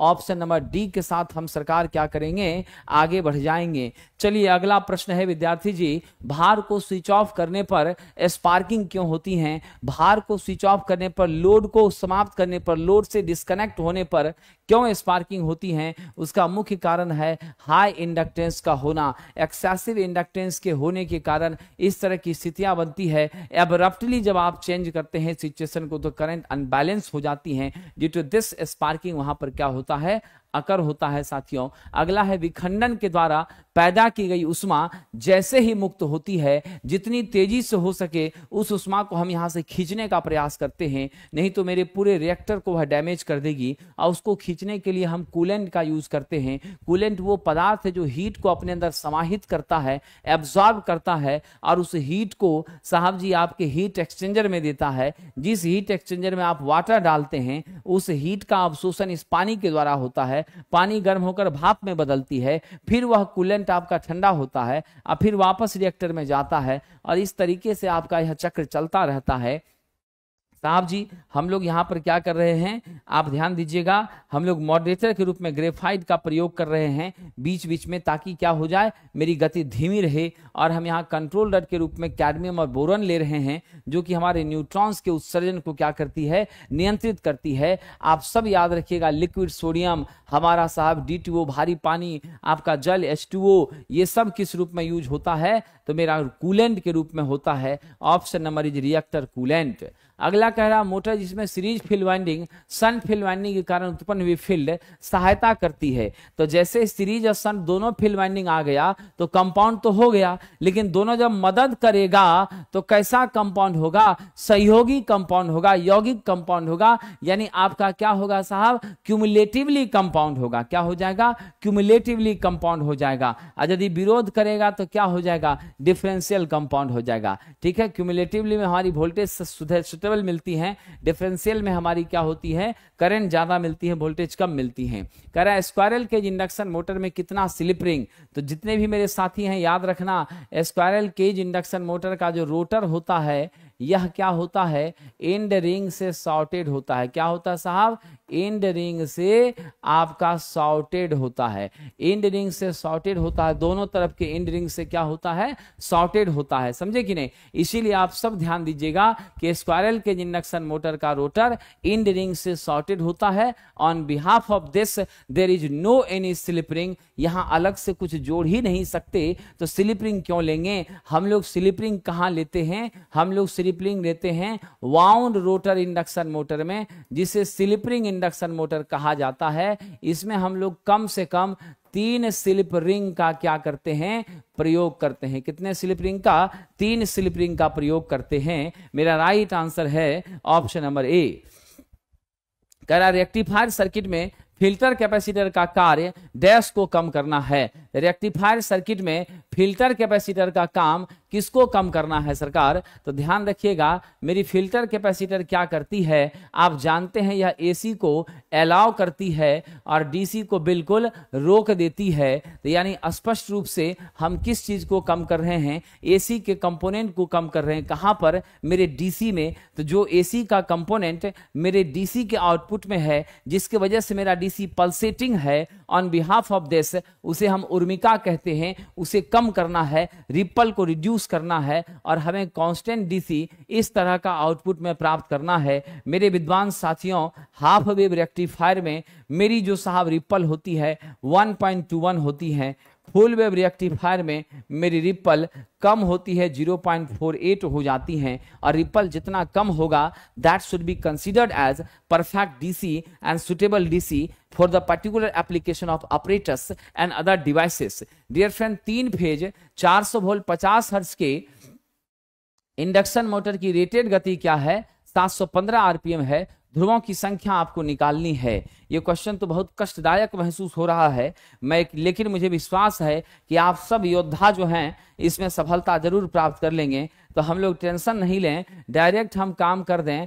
400 वोल्ट मेरे पास है, फ्रीक्वेंसी मेरे पास 50 हर्ट्ज है, ठीक है। रेटेड स्पीड हमको क्या दे दिया है साहब जी, मान लेते हैं 715 आरपीएम दे दिया है। थोड़ा बहुत का है ना, प्लस माइनस होता है जी। तो हम सीधे क्या कर दें, आपको निकालना है पोल की संख्या ना, तो पोल बराबर क्या लिखिएगा बताइए। ये फॉर्मूला तो सबको याद है, NS बराबर 120 F/P होता है ना। यहां से चलिए NS इंटू P बराबर 120 F है, यहां से P बराबर क्या हो गया, 120 F/NS हो गया है ना। तो हमारे पास NS है नहीं, लेकिन एक अप्रोक्सीमेट अप्रोच तो हम निकाल ही सकते हैं। तो क्या हो जाएगा, P बराबर 120 गुना F का मान 50 बटे 715 8.36 आता है। 36 तो हो नहीं सकता है। नॉर्मली मेरा कितना पोल है, 8 है, जिससे यह साबित हो रहा है कि मेरा NS 750 RPM होगा। और आप जानते हैं मैक्सिमम 3 से 5% का क्या होता है, वेरिएशन होता है मेरे सिंक्रोनस में और मेरे रोटर के गति में। तो जब आप 8 पोल लीजिएगा तो 750 सिंक्रोनस स्पीड होता है और 715 मेरा क्या हो रहा है, तो आपका साहब रोटर का स्पीड हो रहा है। तो बड़ी आसानी से हम लोग क्या कर लिए, चेंज कर लिए। ठीक है कि नहीं, ध्यान रखिएगा। चलिए आगे बढ़ते हैं साहब। भारत में घरेलू प्रयोजन के लिए उपयुक्त 3 फेज एसी आपूर्ति की आवृत्ति, सरकार 3 फेज रहे कि आपका सिंगल फेज रहे, ध्यान रखिएगा, सिंगल फेज रहे या 3 फेज रहे, दोनों ही परिस्थितियों में, 3 फेज रहे या सिंगल फेज रहे, दोनों ही परिस्थितियों में हमारी जो रेटेड फ्रीक्वेंसी है वह 50 हर्ट्ज ही सरकार है, ये ध्यान रखिएगा। और प्लस माइनस टॉलरेंस कितना होता है, तो आपका 3% होता है। मतलब स्पष्ट है कि 48.5 हर्ट्ज से लेकर के 51.5 हर्ट्ज के बीच हमारी फ्रीक्वेंसी का रेंज होता है। ठीक है, ध्यान रखिएगा। हमारा यूएस में का कितना होता है, 60 हर्ट्ज होता है। ये छोटी सी बात आप समझिएगा। मेरे सभी विद्यार्थियों आपको बता दूं, प्लेटफॉर्म रेलवे हमारा चैनल है, उस चैनल पर 12 बजे से बेसिक साइंस का क्वेश्चन और ड्राइंग के क्वेश्चन की परिचर्चा होती है। बेसिक साइंस शशांक के माध्यम से और ड्राइंग मेरे माध्यम से संचालित की जाती है, ये ध्यान रखिएगा साहब। ठीक है, चलिए। ड्रीम कृति मैडम, आपसे मेरा निवेदन है कि BSPSCL टेस्ट 69 और टेस्ट 670 का 69 और 70 का जो डिस्कशन है वह होली के बाद ही लिया जाएगा। 20 तारीख तक मैंने प्रयास किया था कि आज उसको कंडक्ट करा लिया जाए, लेकिन आज पॉसिबिलिटी नहीं बन पाई, इसलिए आपसे क्षमा भी चाहते हैं। लेकिन आपसे इस बात का प्रार्थना निवेदन करते हैं कि आपकी अगर आज्ञा हो तो 20 तारीख के बाद आप मुझे आज्ञा दें। 20 के बाद आपका 2 ही डिस्कशन है, टोटल 70 टेस्ट में 68 तो मैंने आपको पूरा कर ही दिया है। ये 2 डिस्कशन 20 तारीख के ऑनवर्ड होगा, होली के बाद हो जाएगा, ALP के एग्जाम के बाद हो जाएगा। फिर बड़े आराम से हम लोग BSPSCL पर ही पूरा ध्यान दे देंगे और पूरी तरह से आपकी सेवा में समर्पित रहे हैं, समर्पित भी रहेंगे। तब तक आप सब लोग होली का भी क्या करिए, आनंद लीजिएगा। ठीक है, ALP वाले जितने भी हमारे साथी हैं वो तो थोड़ा कम आनंद लेंगे, वो जी जान से क्या करेंगे, मेहनत करेंगे और अगली होली को सुखमय बनाने का प्रयास करेंगे। क्या करेंगे, अगली होली को सुखमय बनाने का प्रयास करेंगे। ठीक है, और BSPSCL वालों के लिए भी अगली होली शानदार हो।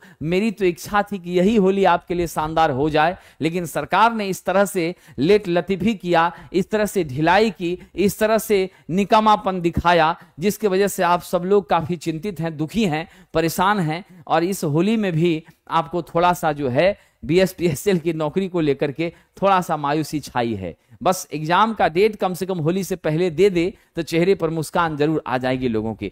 चलिए साहब आगे बढ़ते हैं। यहां उत्तर हो गया मेरा A 50 हर्ट्ज। आप सब जानते हैं रुक्मिणी प्रकाशन के माध्यम से बेसिक साइंस इंजीनियरिंग ड्राइंग की ये पुस्तक मार्केट में उपलब्ध है, जो काफी मदद आपको कर रही है। ITI ट्रेड थ्योरी के लिए इलेक्ट्रिकल ग्रुप की बुक 12,000 प्लस, जो स्पेशली इलेक्ट्रीशियन ट्रेड रेलवे के लिए तैयार की गई है। ऑटोमोबाइल के लिए हमारी 15,000 प्लस की एक अलग बुक है और ITI trade theory mechanical fitter वाले के लिए अलग बुक है। ये सारी सेपरेट बुक्स हैं जो अलग अलग ट्रेड के छात्रों को मदद पहुंचा रही है। इसमें थ्योरी भी है, ऑब्जेक्टिव क्वेश्चंस भी है, वन लाइनर भी है, काफी अट्रैक्टिव रूप से जो कंसेप्ट है उसको यहाँ पर एक्सप्लेन किया गया है। तो ये बुक आपके लिए काफी फायदेमंद है साथियों।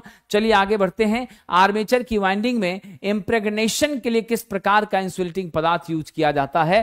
क्वेश्चन बड़ा ही दमदार है साहब, लेकिन याद रखना इसमें हम लोग वार्निश का प्रयोग करते हैं, क्योंकि यह जो है आपका तुरंत हवा के संपर्क में आते ही क्या होता है, सूख जाता है, गीलापन इसमें ज्यादा नहीं रहता है, इसीलिए हम लोग इसका इस्तेमाल करते हैं सरकार। जब इनपुट मशीन AC है, आउटपुट DC है, तो उसको क्या कहा जाएगा? इनपुट में AC दिए, आउटपुट में DC मिला, तो जरा सा बता दीजिए साहब यह क्या कहा जाएगा? This is simply direct synchronous converter कहा जाएगा। क्या कहा जाएगा साहब? इनपुट में AC, आउटपुट में DC, तो ये मेरा क्या हो जाता है? The machine is considered as हमारा डायरेक्ट सिंक्रोनस कन्वर्टर यह भी मोटर जनरेटर सेट के रूप में ही आता है, ठीक है कि नहीं। और इसके द्वारा डीसी आउटपुट वोल्टेज हम लोग जो लेते हैं तो प्रायः मेरा डीसी कैसा होता है, प्रायः मेरा डीसी कैसा होता है, कांस्टेंट होता है। क्या होता है? प्रायः कांस्टेंट होता है, ठीक है। रोटरी कन्वर्टर हम बोलते हैं तो इसके अंदर बहुत सारी पार्ट्स आ जाती हैं। रोटरी कन्वर्टर बोलते हैं तो इसमें बहुत सारी चीजें चली आती हैं, ठीक है। लेकिन डायरेक्ट सिंक्रोनस कन्वर्टर जो है यह आपका स्पेसिफाई कर रहा है कि भाई साहब इनपुट एसी दे रहे हैं और सीधा हमको क्या मिल रहा है, डीसी मिल रहा है। तो we are going with option number A, ठीक है। चलिए, electrolytic rectifier is not the type of machine, is the type of electronic device dear friend. वो क्या है? एक कंपोनेंट है, एक अवयव है, ठीक है। चलिए आगे बढ़ते हैं। अगला है मेरा एक ट्रांजिस्टर का उपयोग शांत अवस्था में। देखिए तो बड़ा ही अच्छा प्रश्न है। क्विसेंट स्टेट, एकदम सो गया है, टेंशन साफ नहीं ले रहा है। ये तब होगा जब इनपुट पर कोई सिग्नल ही अप्लाई नहीं हो। जब इनपुट पर कोई सिग्नल ही नहीं हो, यह पूरी तरह से क्या हो जाएगा साहब? शांत चित्त अवस्था में हो जाएगा। 3 टर्मिनल वाला सेमीकंडक्टर डिवाइस है। कलेक्टर, एमिटर और बेस इसके क्या होते हैं? 3 मेन टर्मिनल होते हैं। और आप ध्यान रखिएगा नौजवानों, यह ट्रांजिस्टर आपके वीक सिग्नल के विड्थ को बढ़ाने का काम करता है। लो रेजिस्टिव सर्किट से हाई रेजिस्टिव सर्किट में सिग्नल को ट्रांसफर करने में महत्वपूर्ण भूमिका निभाता है। दोस्तों अगला प्रश्न है, सिंक्रोनस जनरेटर का वोल्टेज रेगुलेशन ऋणात्मक हो सकता है, कब होगा साहब? हमारी सिंक्रोनस जनरेटर की वोल्टेज कब ऋणात्मक होगी? जब ऋणात्मक होगी उस समय लोड पावर फैक्टर कैसा होगा? लीडिंग होगा। और ये लीडिंग पावर फैक्टर की स्थिति तब प्राप्त होती है जब मेरा क्या हो जाए साहब? निम्न एक्साइटेशन हो। आप याद रखना, अल्टरनेटर में निम्न उत्तेजन, निम्न उत्तेजन का मतलब क्या है साहब? मेरा भी आपका क्या हो गया? ईबी से बड़ा हो गया। और इस सिचुएशन में आपका क्या हो जाता है? ध्यान रखिएगा साहब, मेरा क्या हो जाता है? जब लो एक्साइटेशन हमारी मिलती है ऑन बिहाफ ऑफ दिस, आपका पीएफ कैसा हो जाता है जी? आपका लीडिंग पीएफ हमको मिलता है, ठीक है। क्या होता है? लीडिंग पीएफ मिलता है। We are going with option number B. लेकिन ऐसी परिस्थिति में माय डियर फ्रेंड आप यह भी याद रखना, इंपॉर्टेंट पॉइंट ये है कि जब मेरा क्या हो जाए? ओवर एक्साइटेशन हो तो लैगिंग पीएफ मिलता है। यूनिटी हो, नॉर्मल एक्साइटेशन हो, यूनिटी पीएफ मिलता है। और तो और इसका जस्ट उल्टा कहां पर होता है? सिंक्रोनस मोटर में होता है। वहां अगर हम लोग ओवर एक्साइटेशन देते हैं तो लीडिंग मिलता है, अंडर देते हैं तो लैगिंग मिलता है, नॉर्मल देते हैं तो क्या मिलता है आपका साहब? ध्यान रखना, नॉर्मल देते हैं तो क्या मिलता है? यूनिटी मिलती है। इन्हीं कारणों से हम लोग इसका प्रयोग पीएफ के इंप्रूवमेंट के लिए साहब करने का काम करते हैं। चलिए अगला क्वेश्चन है, ड्यूएल से शुरू होने वाली 3 फेज मोटर में शॉर्ट सर्किट अगर हो जाए तो उसकी सुरक्षा कौन करता है? तो शॉर्ट सर्किट अगर वहां पर हो जाए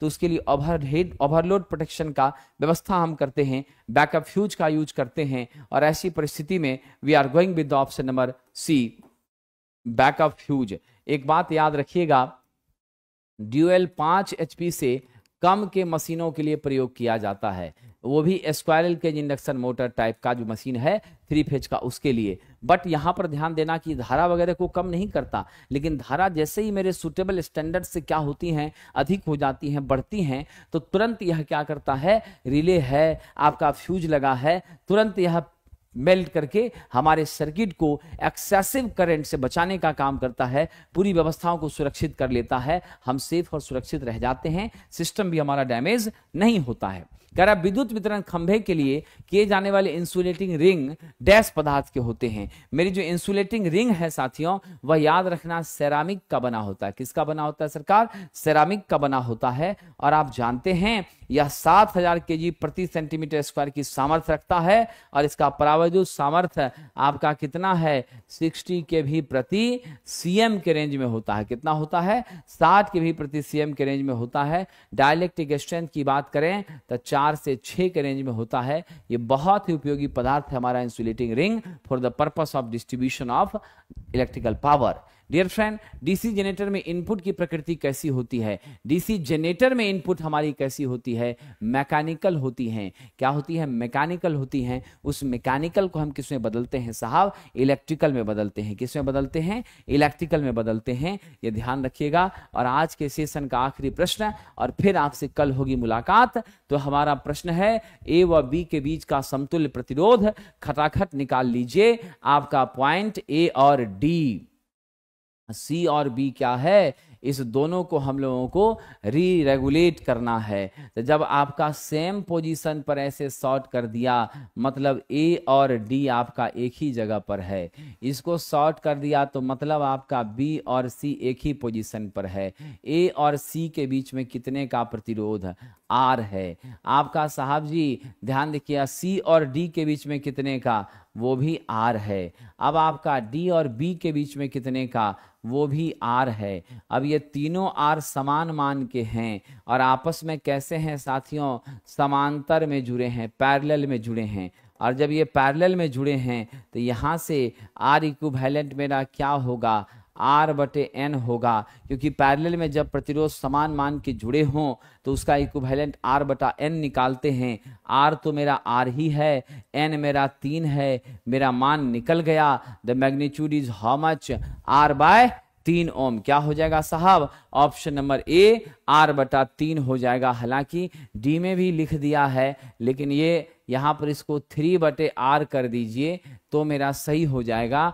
आर बटे 3 ओम इज द राइट आंसर। क्या हो जाएगा? आर बाय 3 ओम हमारा राइट आंसर हो जाएगा। मैंने इसको बदल दिया है, अब आपका मामला यहाँ चेंज हो गया है, इसको हमने परिवर्तित कर दिया है। राइट अब आपका क्या है? सिर्फ आर बटा 3 है। तो साथियों खूब मन से पढ़िए, जीतौर मेहनत करिए, प्रैक्टिस भी करते रहिए। और 12 बजे से प्लेटफॉर्म रेलवे चैनल पर आपकी सेवा में बेसिक साइंस इंजीनियरिंग ड्राइंग का डिस्कशन हो रहा है, उस पर भी आप लोग जुड़िए। और ज्यादा से ज्यादा क्या करते हैं तो बेसिक साइंस और इंजीनियरिंग ड्राइंग को समझकर उसमें स्कोर बढ़ाने का प्रयास करिए, क्योंकि उसी से मेरिट लिस्ट आपका बनना है। ट्रेड आपको क्वालिफाई करना है। नहीं क्वालिफाई करेंगे तो कॉपी चेक नहीं की जाएगी सीबीटी 2 के सेक्शन ए की, इसलिए इसका भी बहुत महत्व है। आज यही विदा करिए, फिर आपकी सेवा में कल सुबह उपस्थित होंगे। बहुत बहुत धन्यवाद साथियों।